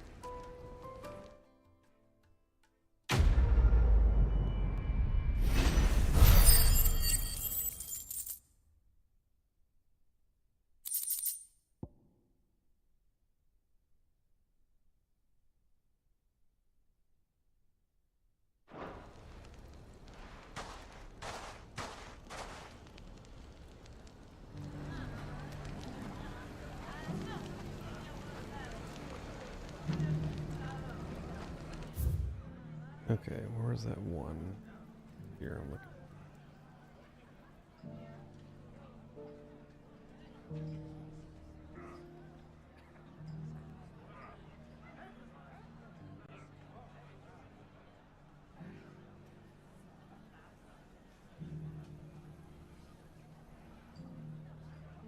Mare.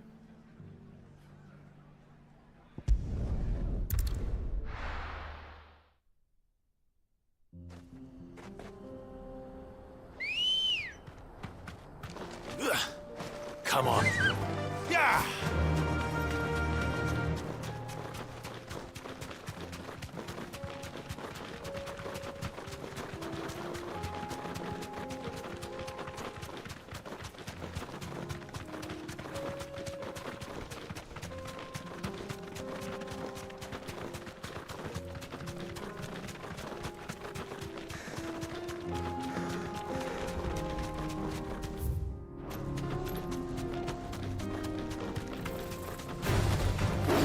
Back.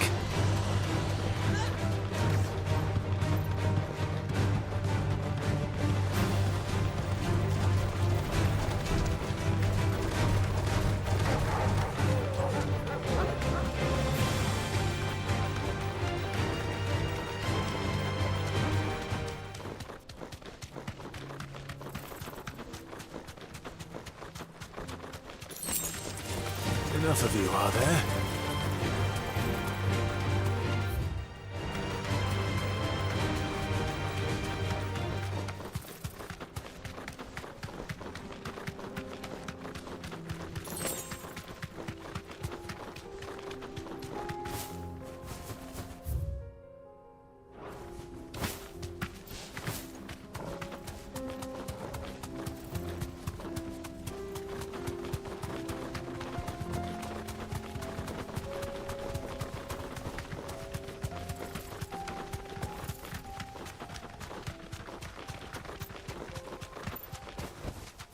That'll do, girl.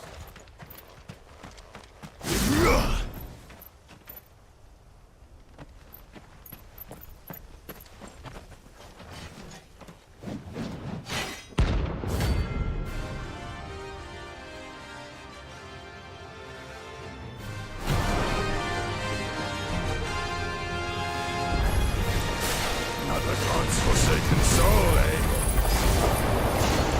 Only those who have nothing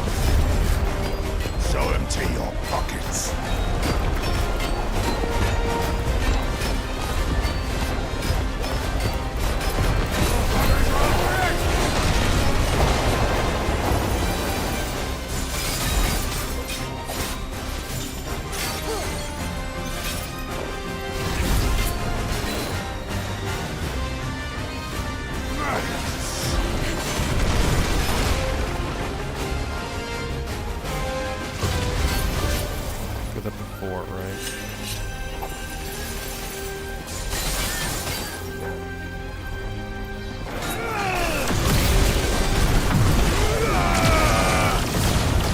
This one.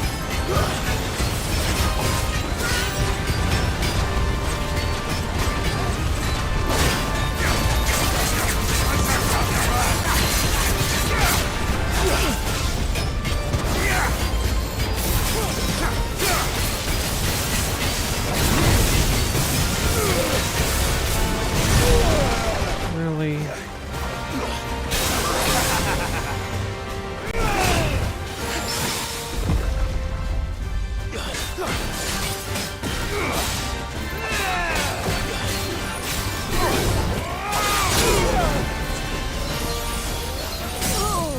Wake and win!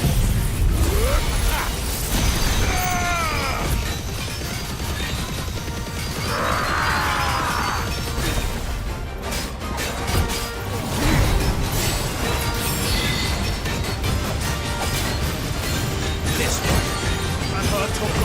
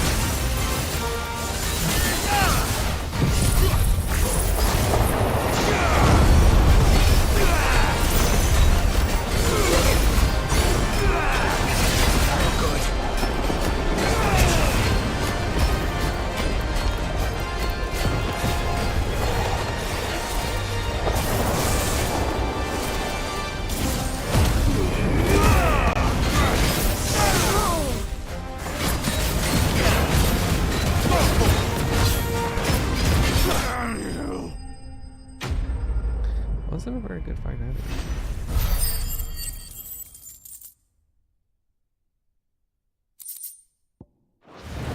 I feel like the Nico player is pretty good. The other ability is not good. It doesn't seem like it does a lot of anything.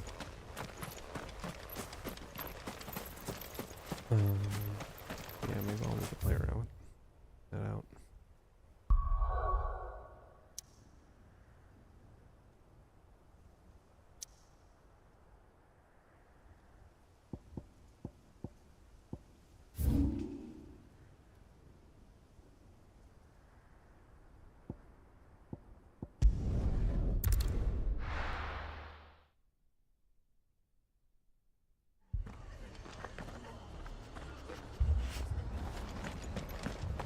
This man's gonna die if we don't get him to a healer.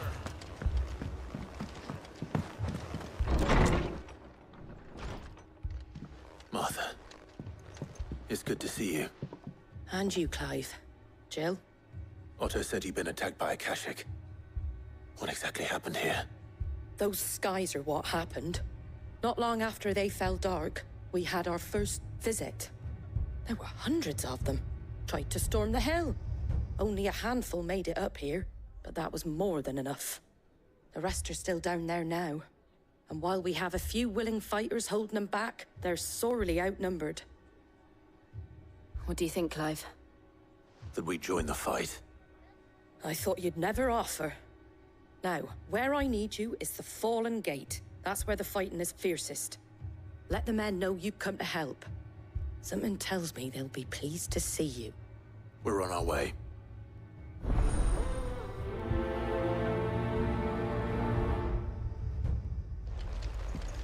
Do you think there are as many as Martha says? More.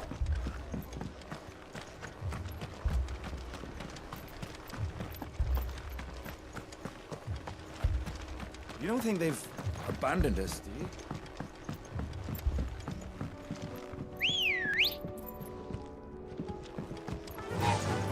Fly, Ambrosia!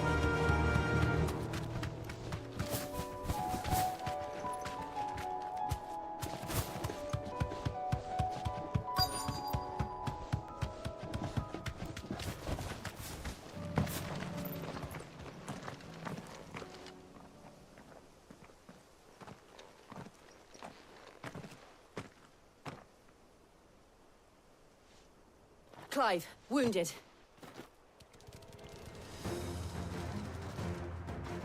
We deal with the Akashic first.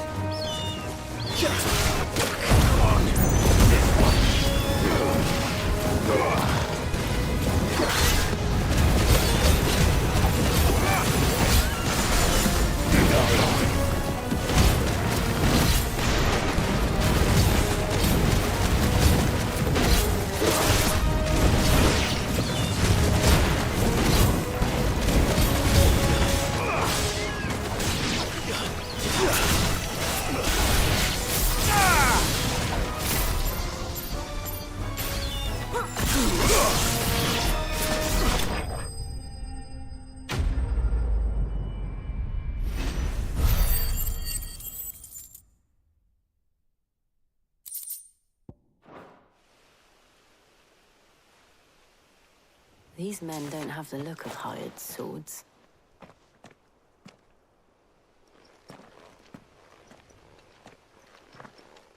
If you've come to rob this place,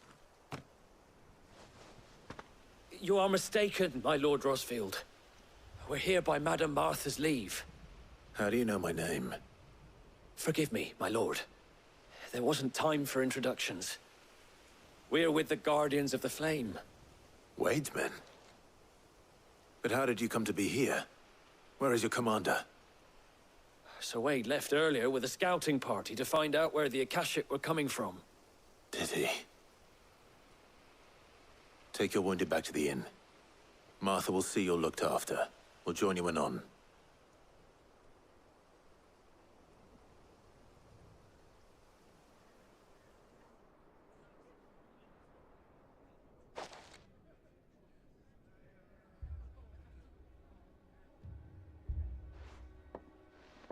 And to think you took them for thieves. A fine reward for holding off the horde, that is. When did Wade and his men arrive? Not long after Rosalith fell. The Guardians asked me to shelter some of them that had lost their homes. They were making ready to leave just as the skies turned, and we agreed it was best we stuck together. Martha! Trouble! The scouting party's almost at the lift, but they got a pack of Akashics snapping at their heels! And they got wounded with them! They're not gonna make it! Damn it all. We'll worry about them, Martha. You look after everyone here. If any can still fight, send them to the lift. I will. You two be safe now.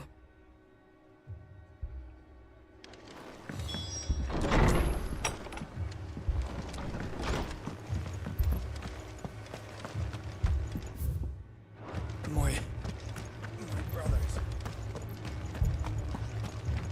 Mad dogs.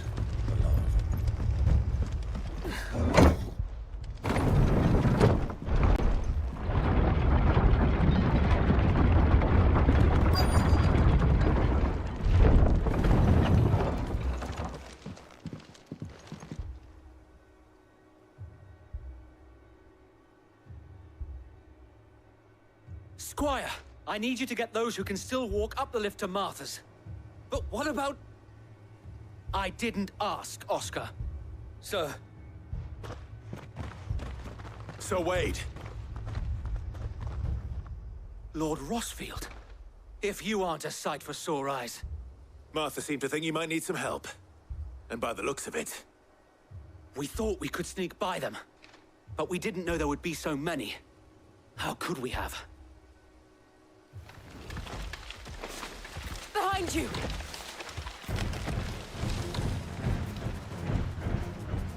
Damn it! We need to get the injured to safety. Do you think we can hold them off? We can certainly try. Are you with us, Sir Wade? Always. Then let's do our duty.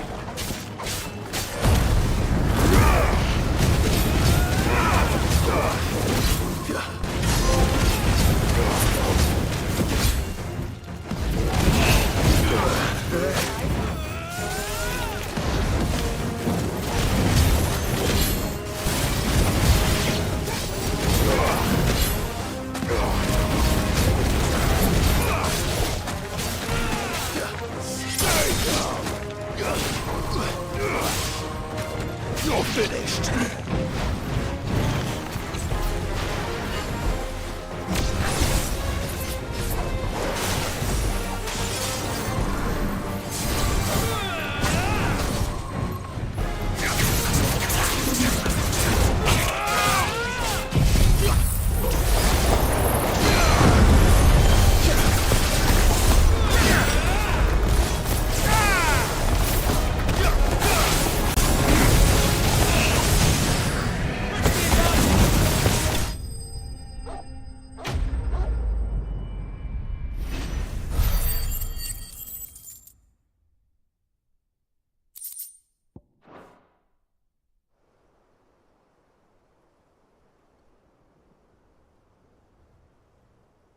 Is anyone hurt? I don't think so. And yet again, you've pulled me from the flames. It's just... You've never been one to shy away from danger, Sir Wade. Like any shield worthy of the name. I see you're all in one piece. Martha! Is something wrong? The lookout saw smoke coming from down Eastpool way. Too thick to be a hearth. A second horde. Feel like finishing the job. Always.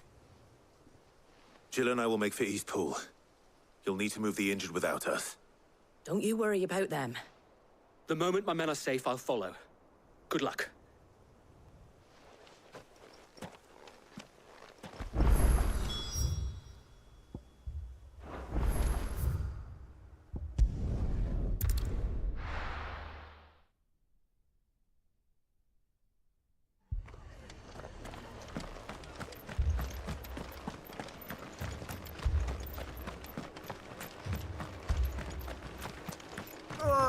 Just patch me up.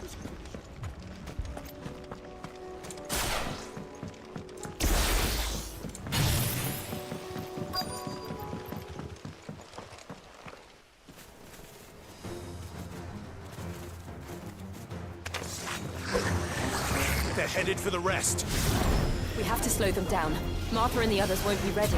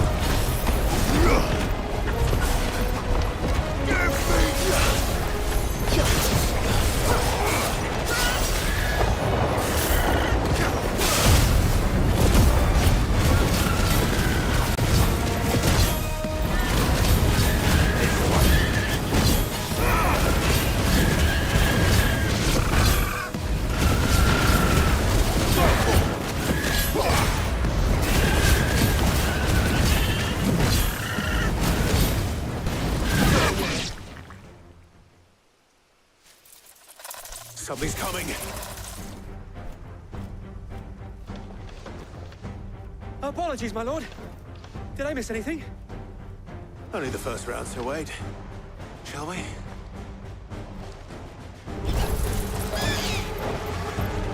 Waken winds!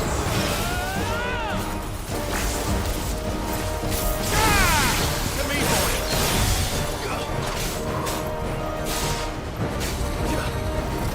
Nice try.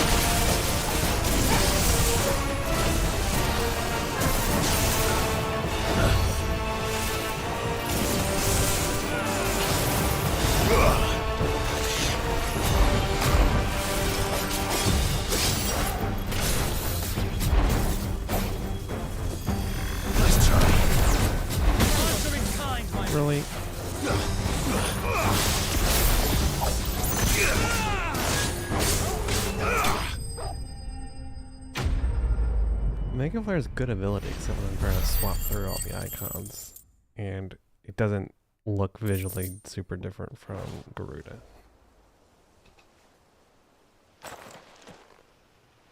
Do you see any more? No. I think that was the last of them. But it won't be long before the next lot arrive. Then we make for Martha's while we can.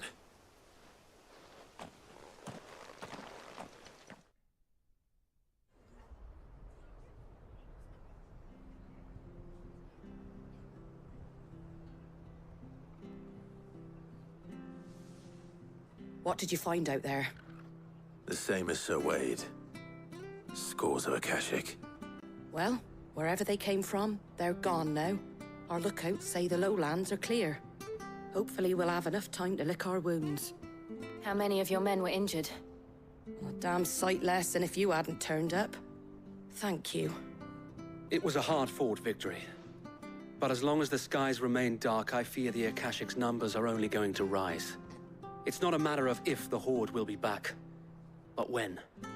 And whether that's sooner or later, we'll need to be ready. The inn here affords a good view of the land, and is easily defendable. I'd like to make this one of our outposts. What do you say, Martha? You'd have more men to guard the rest. Well, when you put it like that, of course they can stay.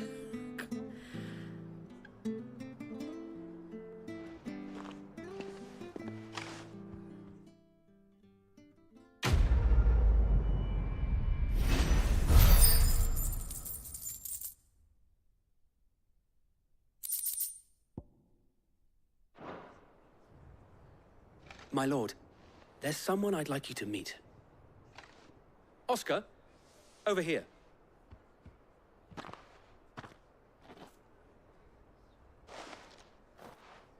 It is an honor to make your acquaintance, Lord Rossfield. I am Oscar. Oscar of House Murdoch. Murdoch?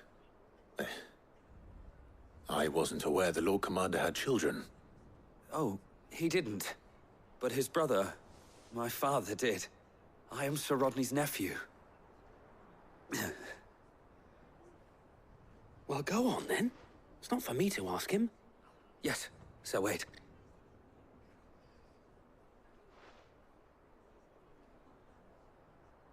If it please you, my Lord Marquis, might you take me as your squire? I would learn the duties of a shield from the finest. I'm sorry to disappoint you, Oscar, but I am a shield no longer. Nor was I ever the finest. And spending time in the company of an outlaw hardly seems a fitting education for one aspiring to take his oaths. My Aunt Hannah once told me that a man is not defined by his title, but what he does in its name. You have accomplished much since taking on the mantle of Cid, winning no little honor in so doing. And I would sooner serve under an honorable outlaw than an unworthy shield. Not that Sir Wade and the other Guardians are... I mean to say that, they're... It's all right. We know what you mean. There is only so much the boy can learn from me, my lord. But a squire... Would that really be so bad? You were a squire once. And I'm certain Sir Rodney would approve.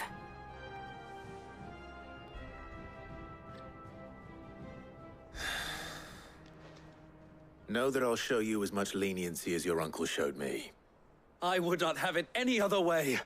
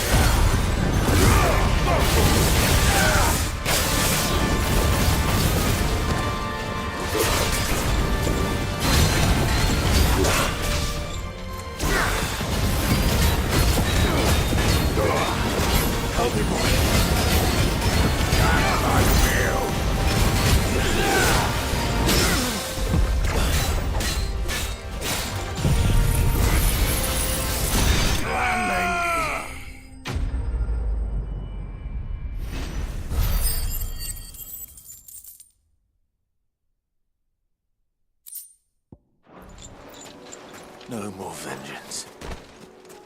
No more war.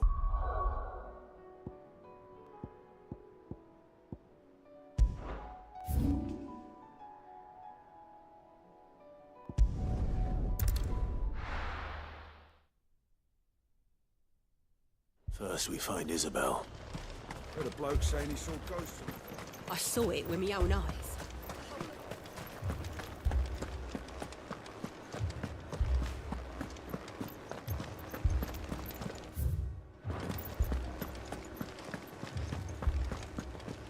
I can't do it.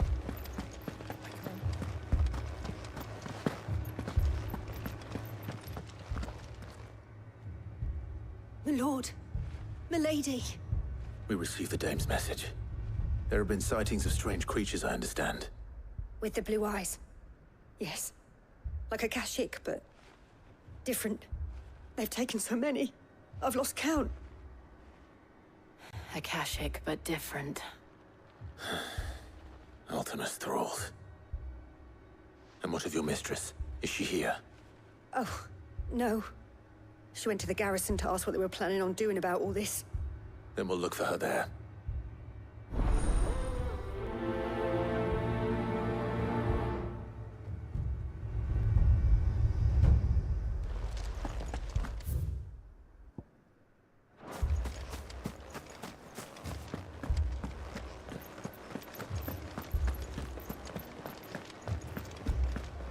We could leave.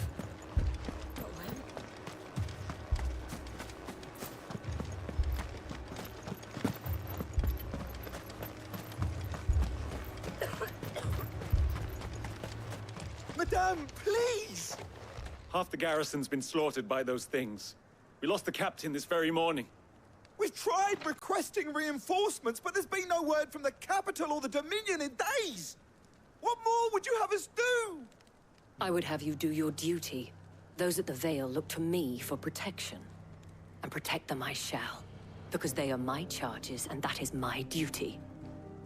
In case you have forgotten, the people of this town are your charges. But more than that, they are your people. Your sisters, your brothers, your lovers. So you have a choice. Lay down your sword and watch as they are slaughtered, or take it up and do what is right. She speaks the truth, you know. This here, it's all we have. It's all that's left.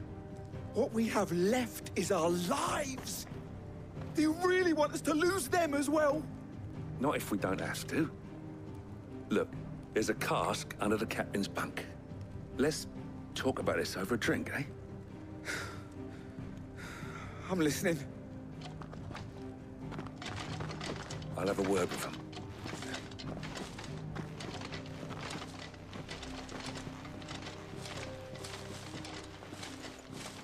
Ah, Clive. I didn't expect help to arrive so quickly. And sought to take matters into my own hands. It was a noble effort, but I thought you might still need some support. I'd like you to consider my needs. What we need to consider is where the creatures came from. The way the survivors speak of them, one would think they appeared out of thin air. And perhaps they did. It's hard to know what to believe these days. We'll talk to the survivors.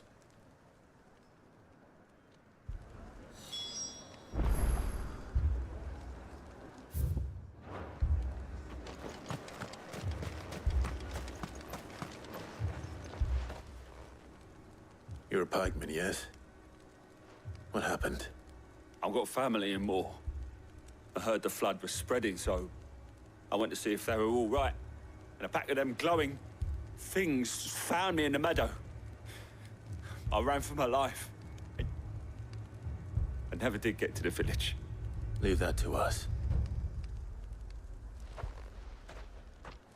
My family. It's all right.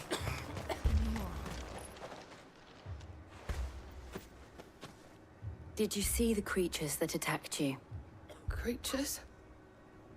Yeah, they came out of nowhere. They went for Joseph first, then me, and then they were just gone. Do you remember where you were? on the road from Oriflamme. We just passed more when... Where's my Joseph? It's all right. Just rest now. At least we have an idea of where the thralls may.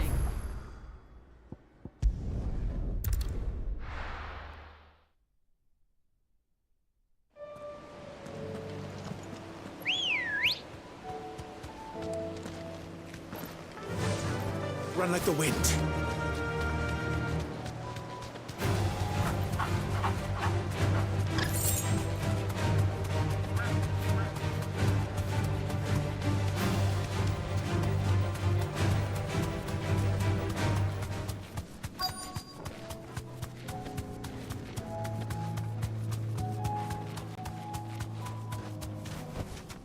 No need to ride from here.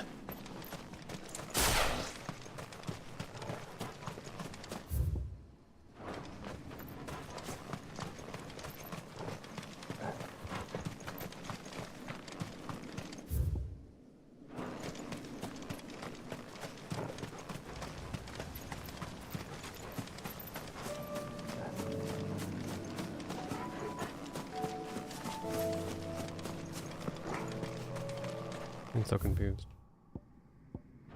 There's some specific spot I need to stand on the trigger.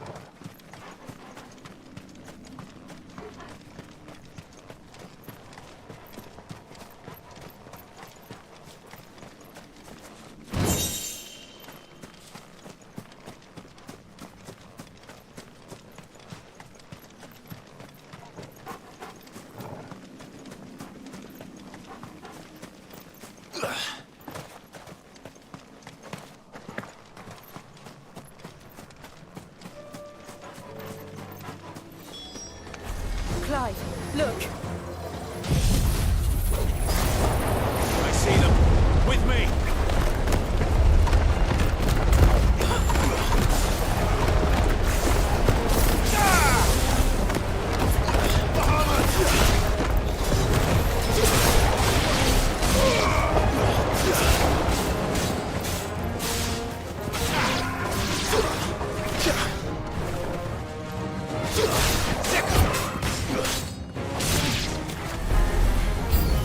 Should I prime?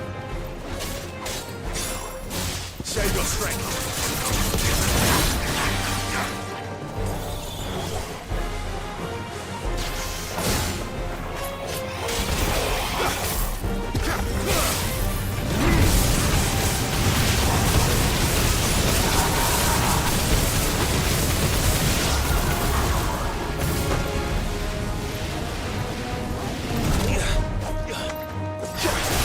This one.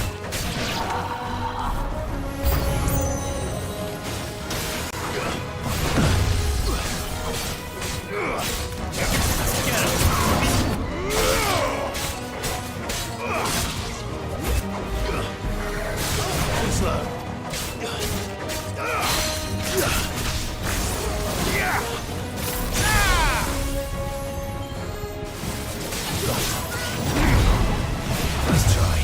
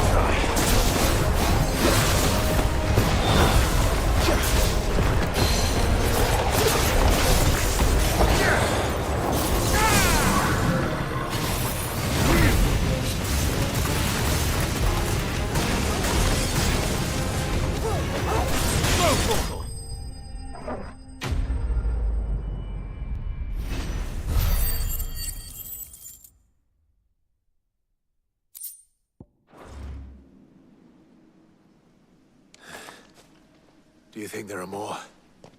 There are always more. But I'd say we've done what we can for the time being. Then we should let Isabel know.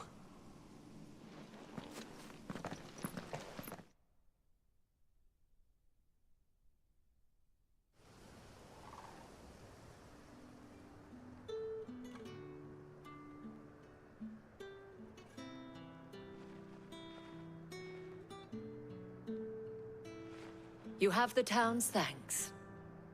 Don't thank us yet. There will be more. Many more. And you'll need to be ready for them. Oh, we shall. Isn't that right, Captain? Yes, milady. The garrison will be ready. Philippe here has convinced most of the men to remain at their posts. For now, at least. Hearing that the Dane would look kindly on any man who committed himself to the task certainly didn't hurt. It's not the most selfless of motives, I'll admit. But whatever it takes, eh? Now me, I never needed convincing. I became a soldier to protect the people I love. And the people I love include the ones standing before me. Handsome and chivalrous. Now, if you don't mind, I have sentries to post. Milady.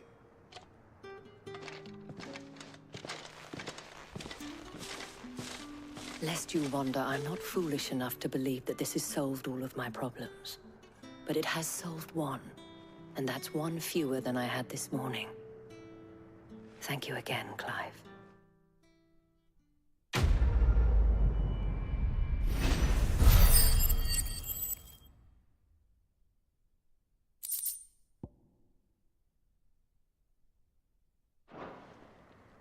Our friends seem to have things under control. For now, at least. Let's go and put Otto's mind.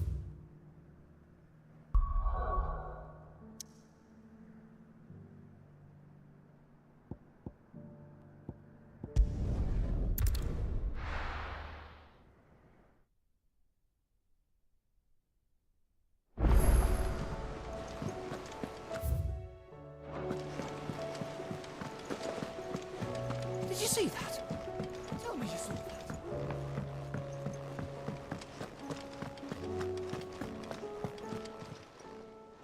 Oh, I wasn't expecting you back so soon. It's not true.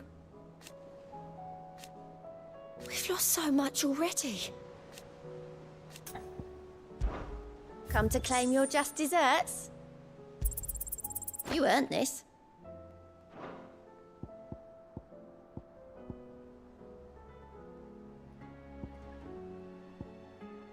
Come again. I may have...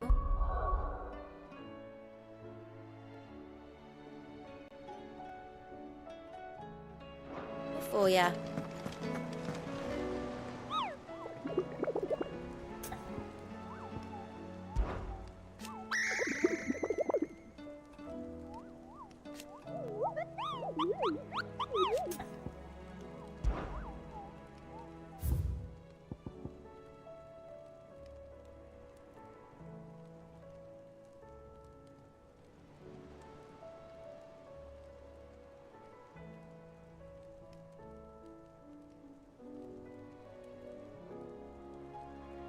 The great dragons roar around woodland.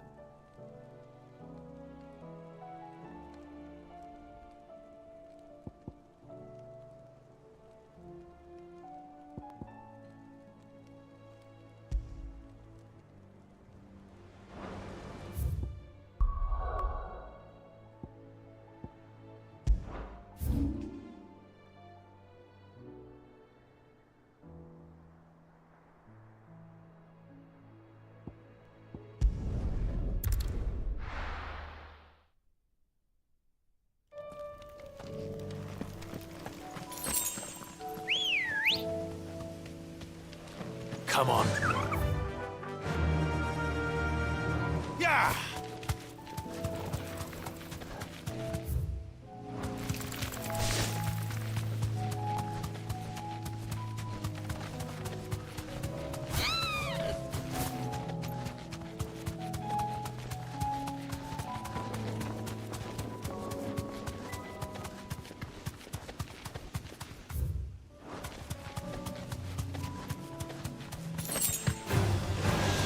fight.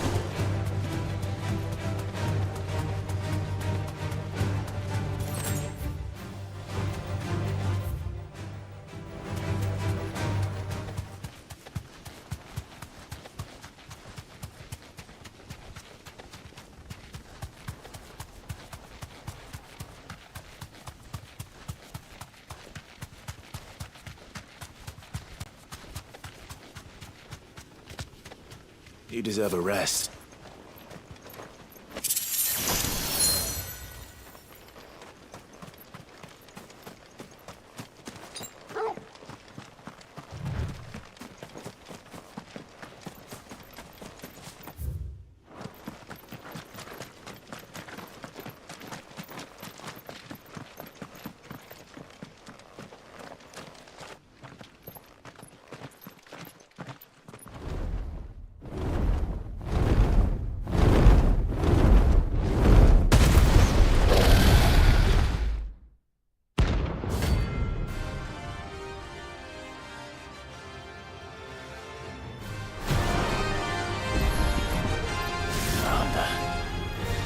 This beast isn't to be trifled with.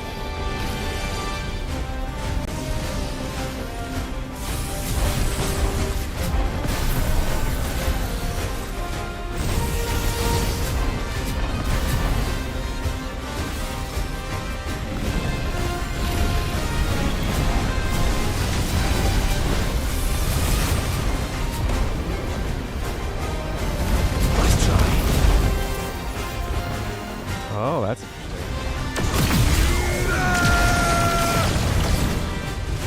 This one.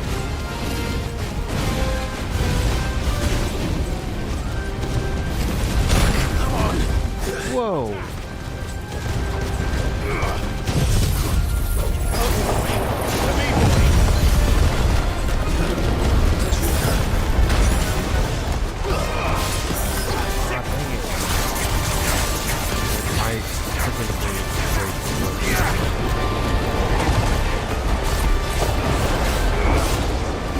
Nice try.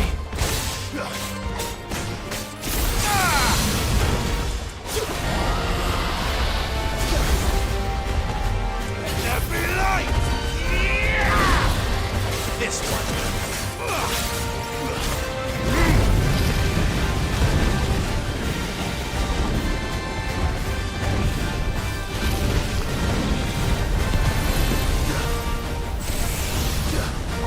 Over here! Slow.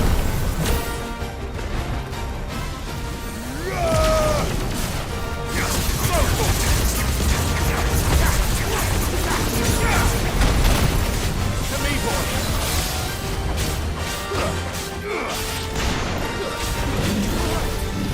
I'll be fine now.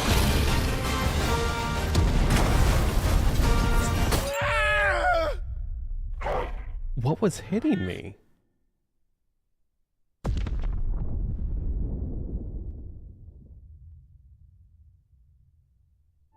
Do I need to run completely away from that?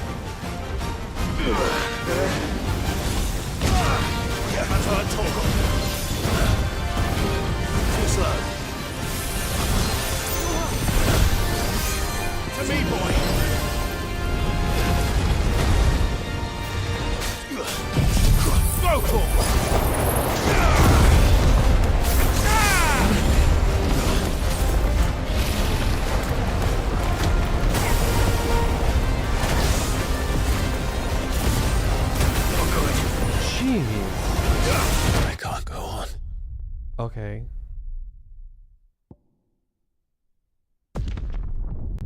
I guess I need to run.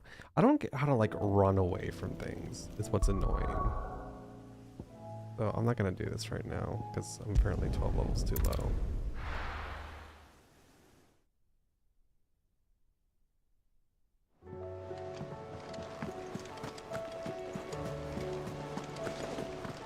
Did you see that? Tell me you saw that. Although that does make me question, did something here now open up? That's still off limits. Was wondering when you turn up. Had owls from all our friends thanking you for your timely intervention. How is it you always manage to arrive at just the... Look, has there been any word on the rest of the realm? Let's see. Storm's still crying out for mother crystals. The nations are still in chaos. And the skies are still the colour of a kick in the kidneys 2 days on. So... Right.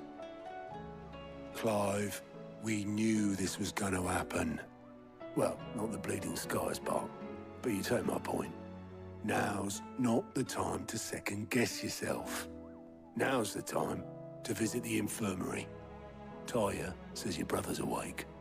Thank you, Otto.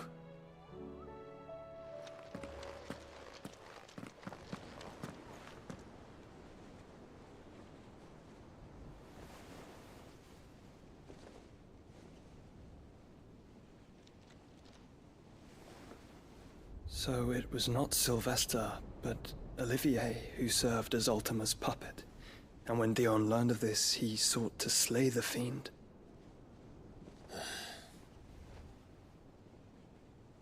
Only for his father to take the spear that would have freed him. Enough to drive a man to madness. Small wonder he hasn't stirred. I would be afraid to wake. Had I but reached out to him sooner, warned him of the threat Ultima posed. But now, both an empire and her prince lie broken. Joshua, what do you know of Ultima?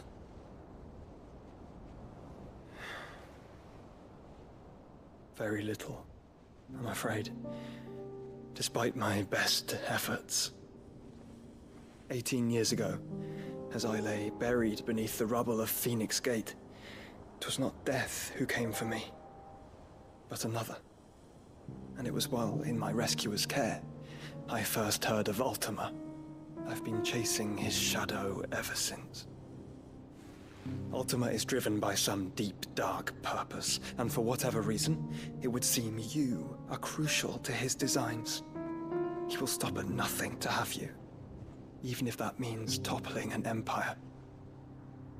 But why me? What possible use could I be to such a creature? That is one of many answers that have eluded me.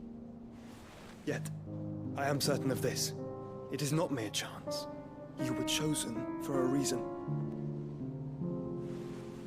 All dominants carry within them the might of an icon. Nigh limitless power that is at once acutely limited.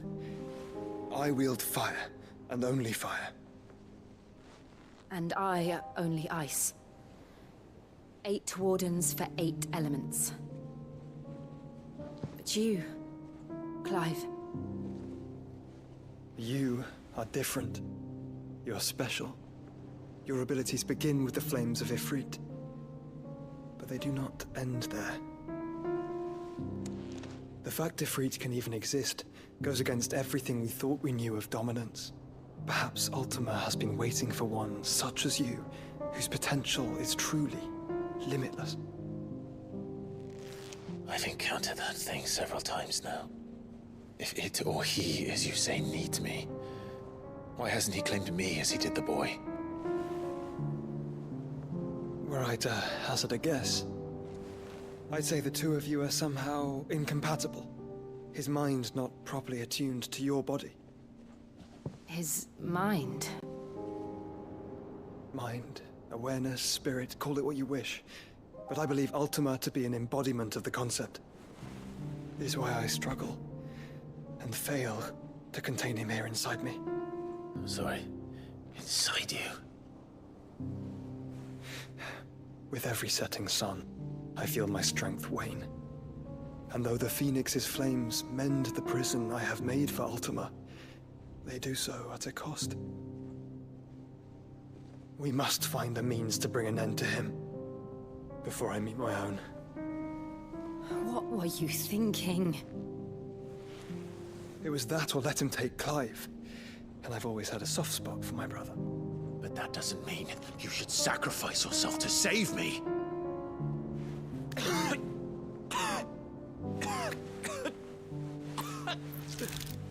Joshua. Clive, it's Gav. There's an army of Akashic at the gates of Canver.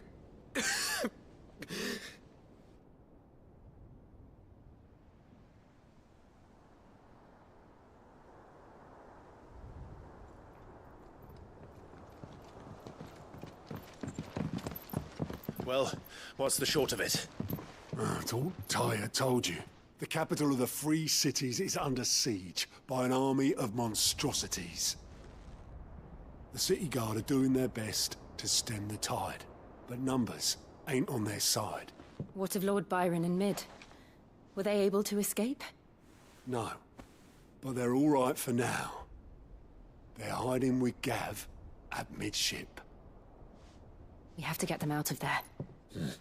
And we shall. Otto, prepare a Stolas. Tell Gav to stay exactly where he is. Understood. Vivian, what's the swiftest route to the Free Cities? That sounds like a question for the map. Look here. This road, through Tabor, should provide the least trouble. Good. What a coincidence. Tabor is exactly where I'm bound. Joshua, bed is where you should be bound. You don't think I told him the exact same thing? Were Tyre not such a talented healer, I would surely have been inclined to agree. But, thanks to her ministrations, I feel I may safely rejoin my attendant, who was to wait for me in Tabor if we became separated. All right, we travel together. Clive. If he stays close to me, he'll be fine. Thank you, brother. I'll look after him.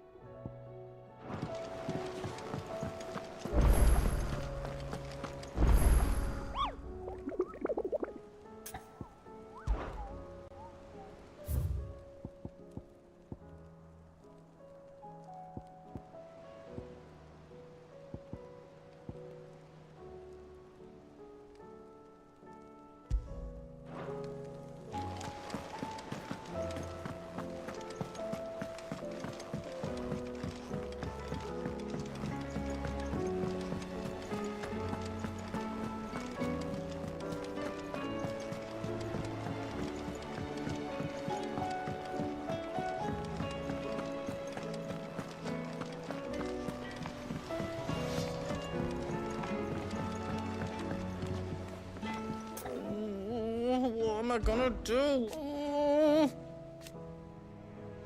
But no more.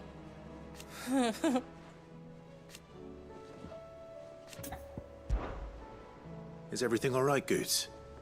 You seem more discomposed than usual. Oh, I don't know what that means, but I'm in a bit of a muddle. Oh, I think Nan might be in trouble, and she's... It's all right. You can tell me.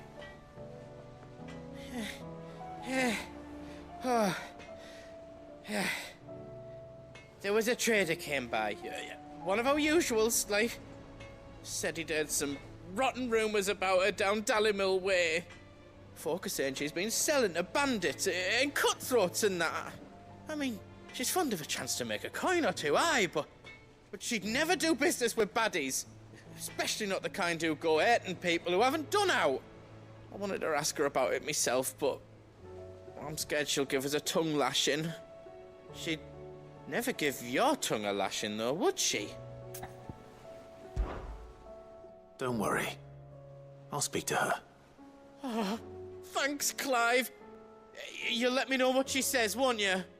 Of course. I'm sure it's all just a misunderstanding.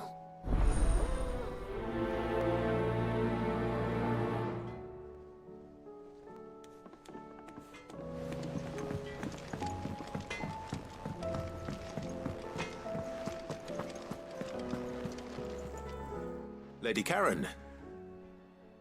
How's business? Not nearly as foul as the weather. You're doing good trade then? Both in and out of the hideaway? Can't complain. Wait. What exactly are you getting at? Not once in 5 long years do you pay my affairs half a care. But here you are today, raking me over the coals like a bloody popoto. Just asking. Out of interest. All right. I'm here because I was told that certain rumors have been circulating. About you selling weapons to brigands. Oh, are you? And who was it who knows me so well as to tell tales of my evil exploits? I didn't exactly hear firsthand. All I know is that someone in Dalimil has been spreading word to that effect. And what? You believe it? You think I'm profiting off the blood of innocents, do you? Look, I've done things I'm not proud of. Might be there were a time when I turned a blind eye to the wretchedness of the world so I could line my pocket. But that woman is no more. And you'd know that if you'd ever paid the slightest bit of notice. You're right, Lady Karen. I apologize. It was wrong of me to doubt you. No, it was. Now, I reckon you've got better things to do than pointing your do-gooding finger at a poor old woman. Of course. Good day.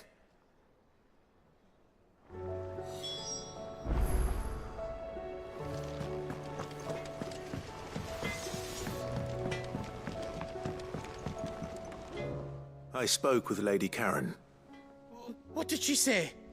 That the rumors were unfounded, and that I was a fool for thinking they might hold any truth, along with some other things that made her feelings clear. And while it sounds like she may have done things she regretted in her past, she says those days are behind her. Oh, well, that's good. I knew Nan wasn't caught up in out bad. But why would people say she was? What did she ever do to them? It's not right. No, it's not. But people do things for all sorts of reasons. Perhaps we'll never know. Well, I'm going to find out. That trader, he said they were all talking about her in Dalimil. So that's where I'm going. I'll find someone who'll tell me, you'll see. Are you sure that's wise? Whoever's spreading these rumors means Karen ill. Oh, right. But that's why you'll be coming with me, isn't it, Clive? I suppose it is.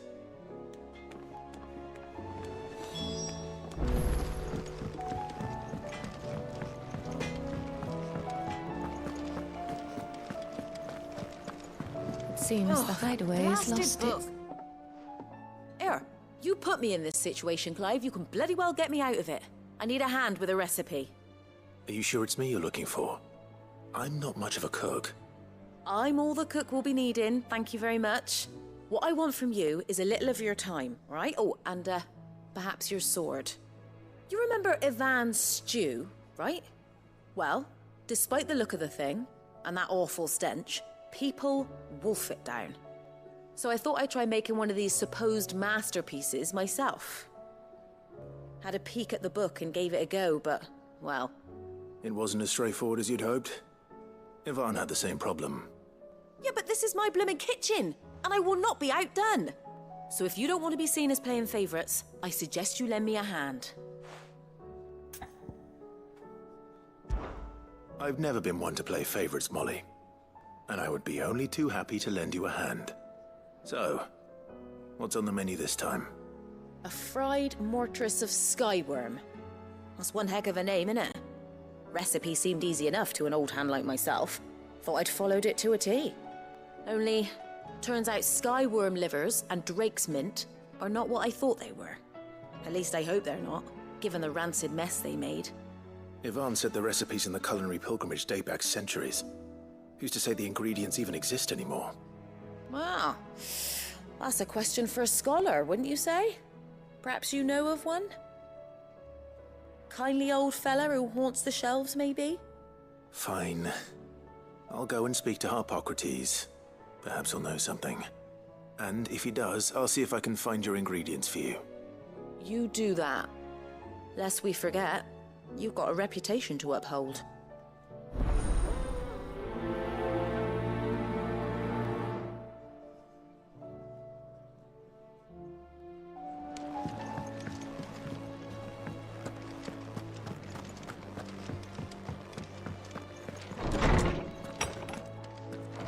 Is a storm coming, Sid? Will there be... Sid, perhaps you can help me solve a mystery. I can certainly try. Who's gone missing this time? It's not who, but what. Mid's scales, the ones she made for her workshop.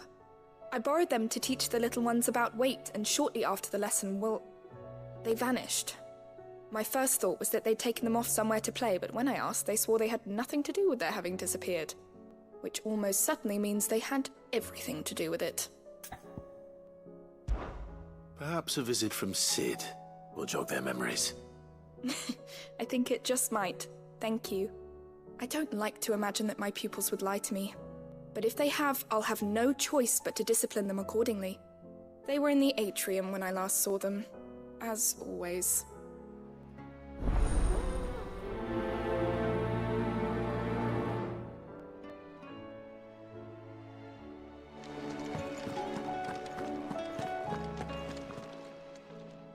Lawsman Harpocrates.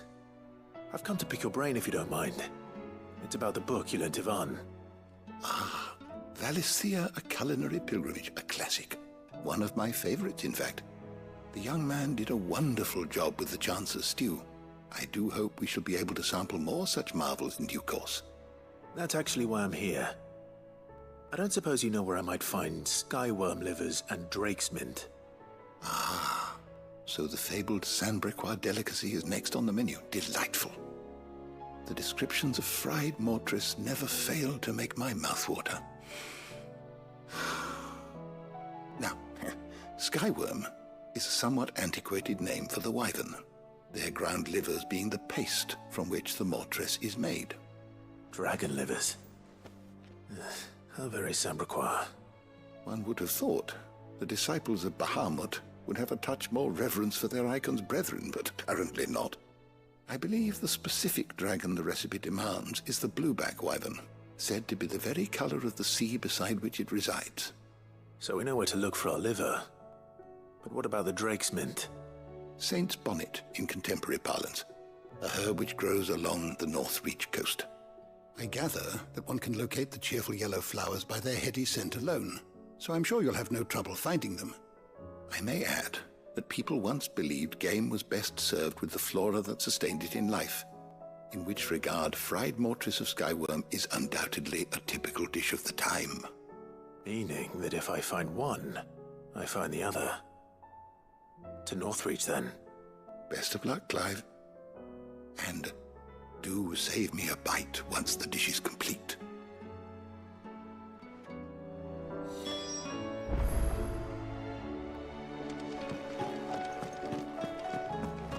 Is a storm coming, Sid?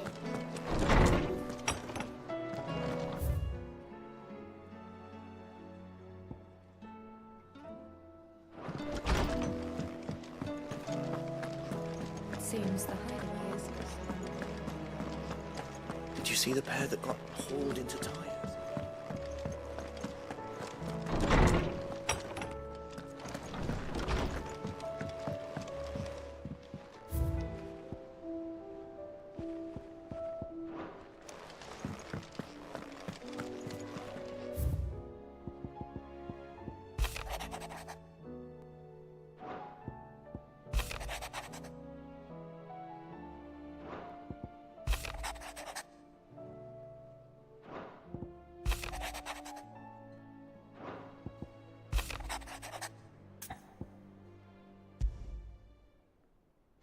Rutherford. Wasn't that the name of my uncle's manservant? Why would he be at Martha's Rest?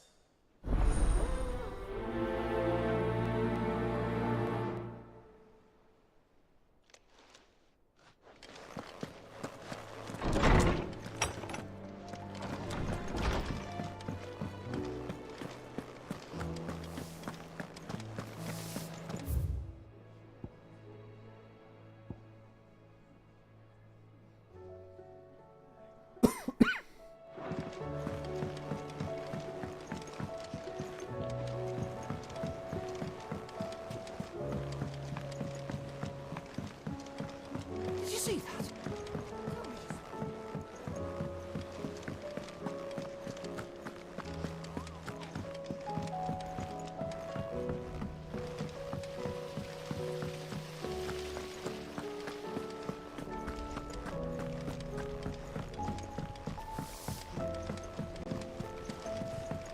What do you reckon we should do?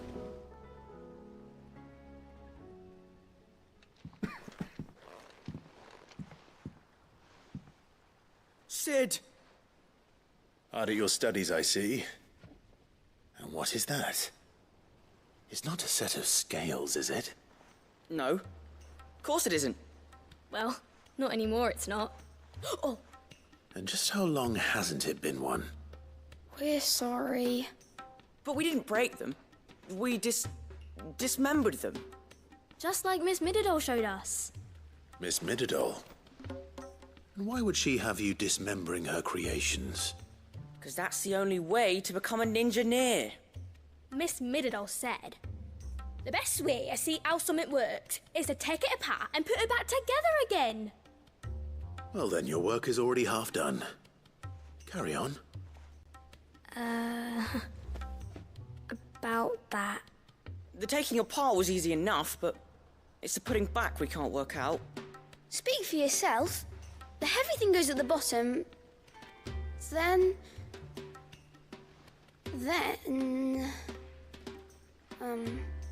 You three need to learn to take responsibility for your actions. So let's have a look at these parts with fresh eyes, shall we?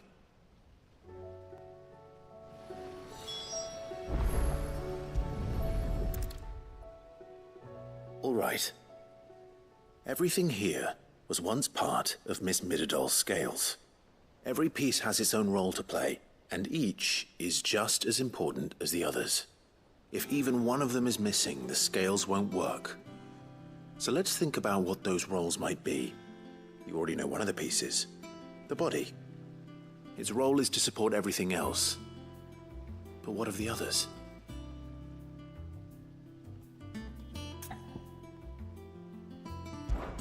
This is called the arm. Why do you suppose that is? It doesn't look much like an arm. You're right. It looks more like a wing. Like a chocobo wing! You've ridden a chocobo before, haven't you, Sid? Will you teach me to ride one day? I'll think about it. Now, what do arms do? Hold things. So wait, maybe this arm holds things too? Good thinking. You're on the right track.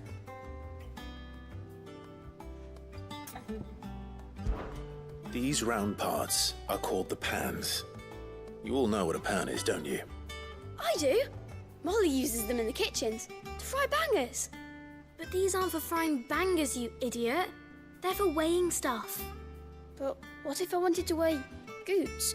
I don't think he'd fit on that little thing. Probably not. What are the chains for? Holding the pans up? Well spotted. Which means something must hold the chains up in turn.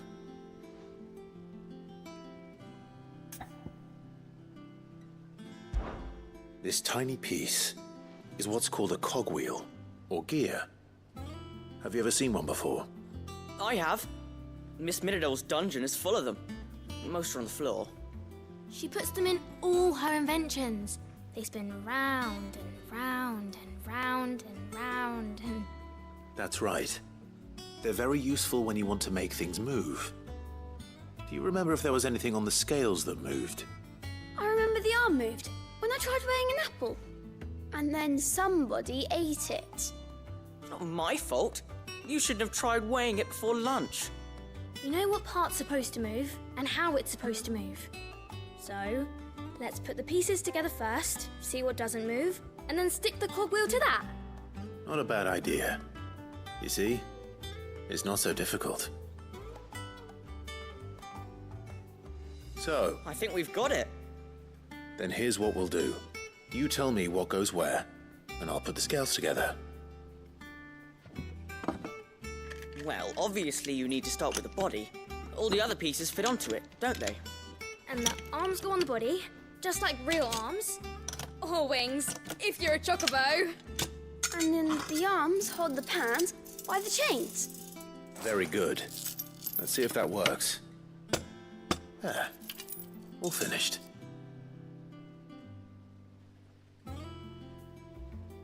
Yes! We did it! Well, with Sid's help. Oh, I just put the pieces together. It was you three engineers who showed me how. That's right.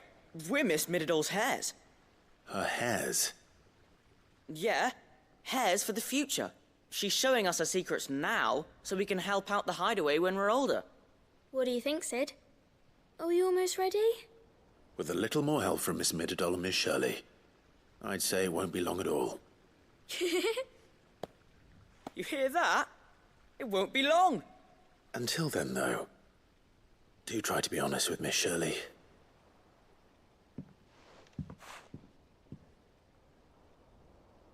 Hey, look! We never used the cogwheel. You don't think Sid forgot about it, do you?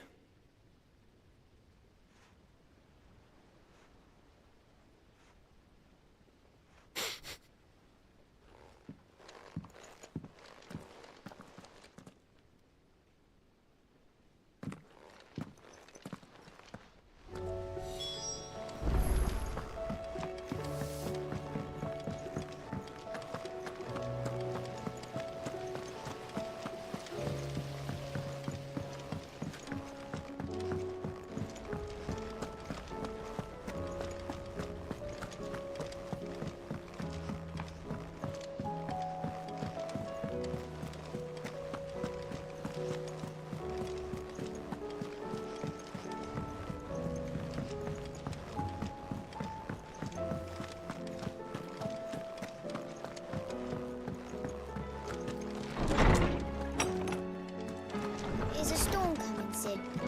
Will there be... Well, did you solve the mystery? It was as you thought. The children had the scales, or the parts of them at least. They dismantled them to see how they worked. Oh, no, Mid will have my head. Thankfully she won't. This might even have been her idea. Although I was the one who ended up teaching the lesson. I'm so sorry, Sid. I know how busy you are. I shall see that the children are properly punished. Please, there's no need. Mid seems to have taken the three of them under her wing.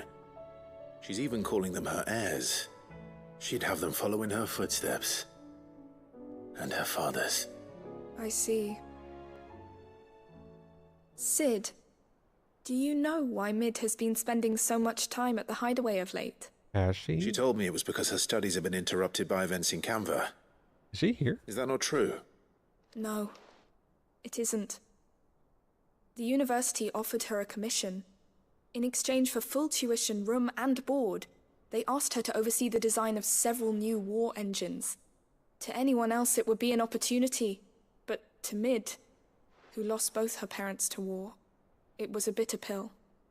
One she was none too keen to swallow. But that should come as no surprise. She's only ever cared about bringing people hope. The very last thing war can be said to do. Which explains her heirs. She's working to give them a better life. And so should I. What's the odd engineering lesson? Oh, you've given them far more than that. And I'm sure they're very grateful.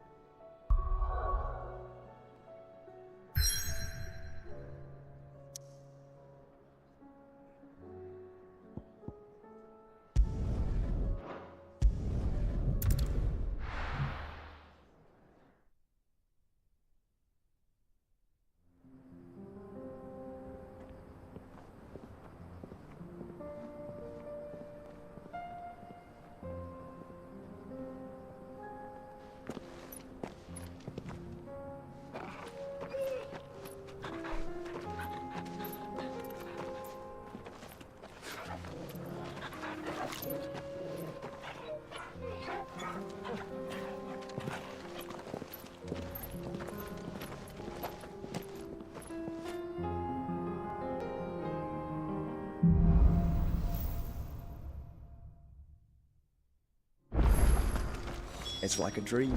The four of us out walking like we used to. Enjoying this, are you?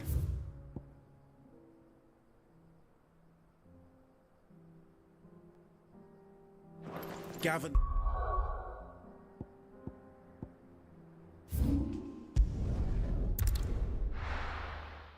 Man, there's a lot of quests in this.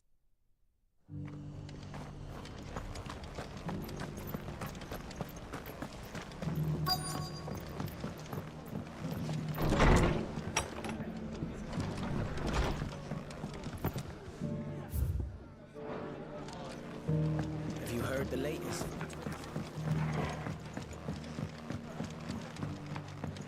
My lord Marquis, is that...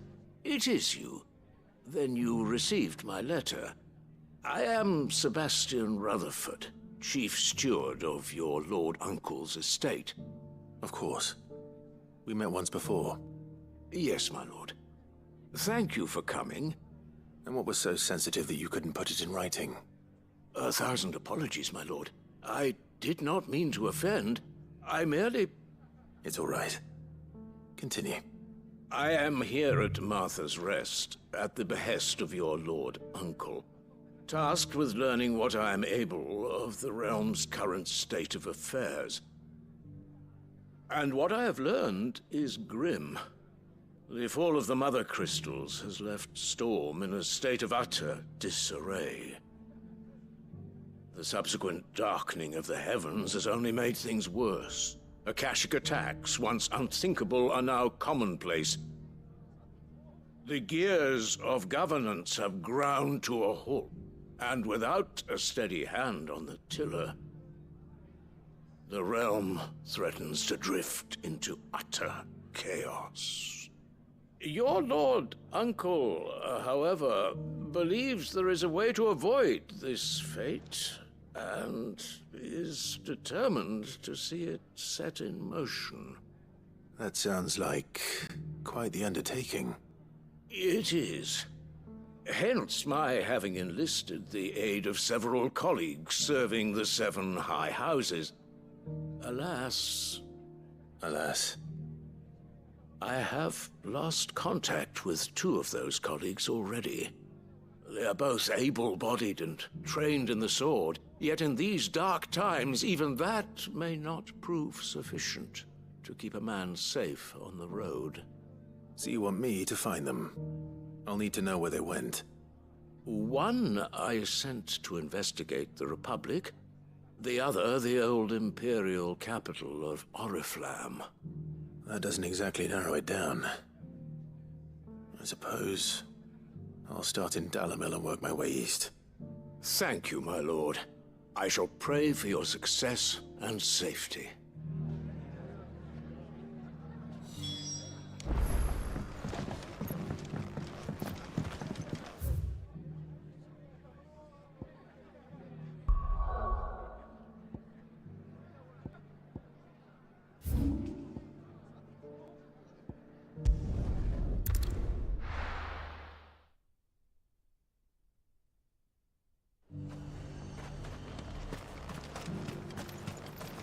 I got peppers to numb your tongue up. But there were ghosts at the gates not days ago.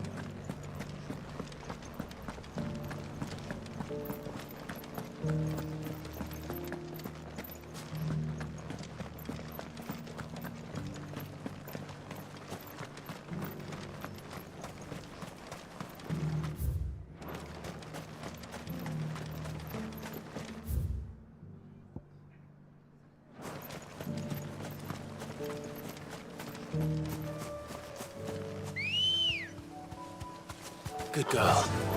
Faster!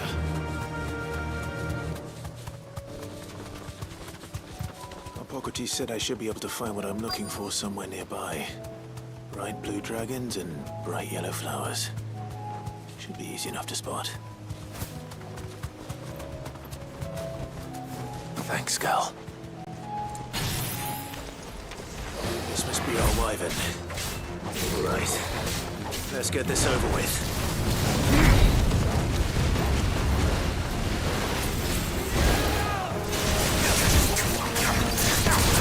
Slow.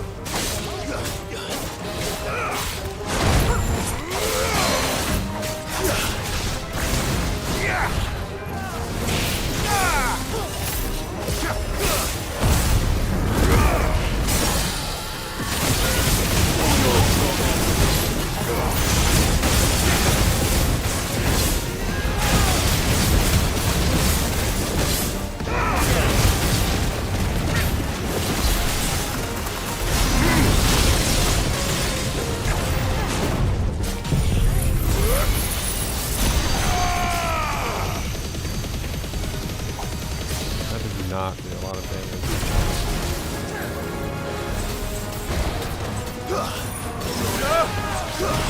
Too slow.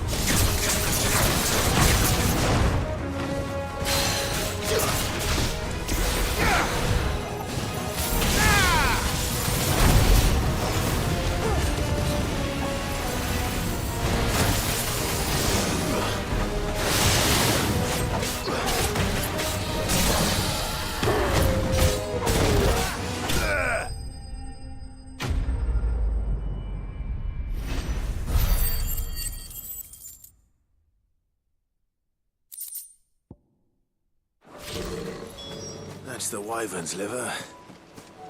Now I just need to find the herbs. Bright yellow with a heady scent.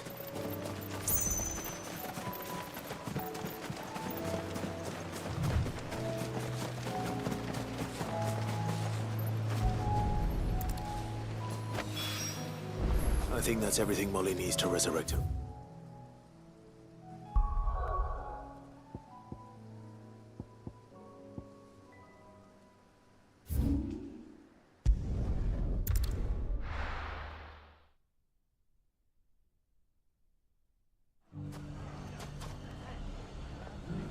It's not going to be easy finding one man in an entire republic.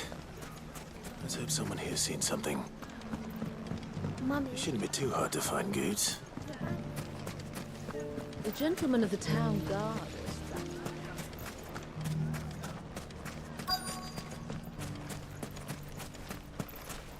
Could be I know something. Clive, listen! I found someone who says he's heard the rumours about Nan. Have you? Go on. Tell him what you told me. All right. It's like I said. A wizened old crone by the name of Karen's been selling steel to whoever'll pay her price, be they knight or knave. Says the more swords and spears she puts in people's hands, the more war they'll wage. And the more war being waged, the more call for swords and spears. And who will they all turn to keep them in steel? Why, the good Reaper herself. And you've seen this Reaper at work? Aye, it just so happens I have. You'll find her right here plying her trade most days. Here in Dalimil? Where exactly? She has a stall here in the market, but if you're not the patient type, you can probably find her at her storehouse on the edge of town. But it'd be a bolder man than me that braved that particular nest of vipers. Feeling bold, traveler? I hope so, for your sake. Now, if that's all, I have places to be. Sorry to have kept you.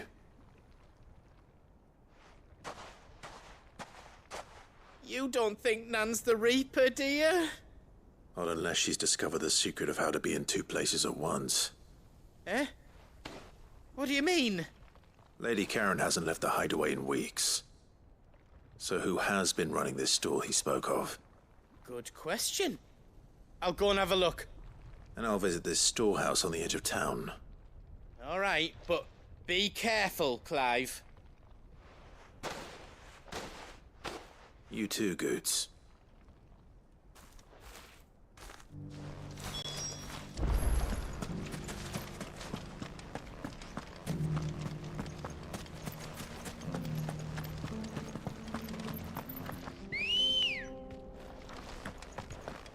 Ready, go?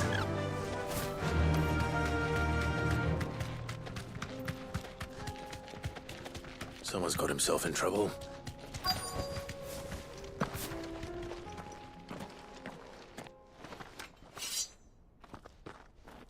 I don't see your master here, so you can start by giving us all the coppers in your purse. I already told you, I have nothing. And maybe we'll take that pretty outfit and the steel you're wearing. Please!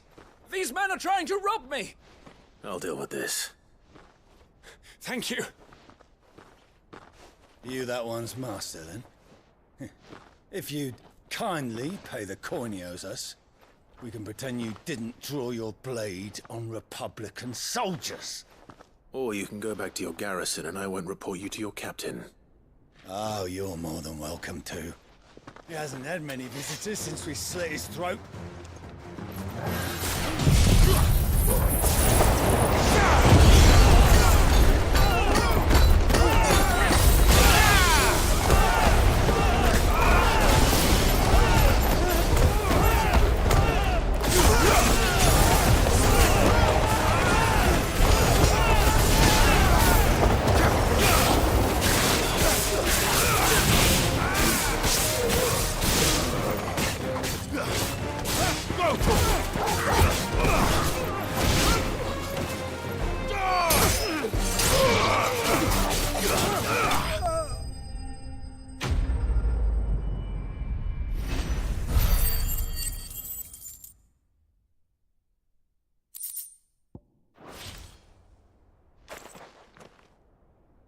I'd expect as much from Hugo's faithful, but these were men of the fist. Much has changed in the Republican army since they lost their rock. You've seen this kind of thing before, then? Many times. I was sent here to observe the situation. You're one of Rutherford's men. He sent me to look for you. Well, then you have my thanks. I fancy I could defend myself against one, perhaps two, but a whole regiment. I arrived in Dalimil several days ago, but when I called upon the captain of the local garrison to make inquiries, his men confiscated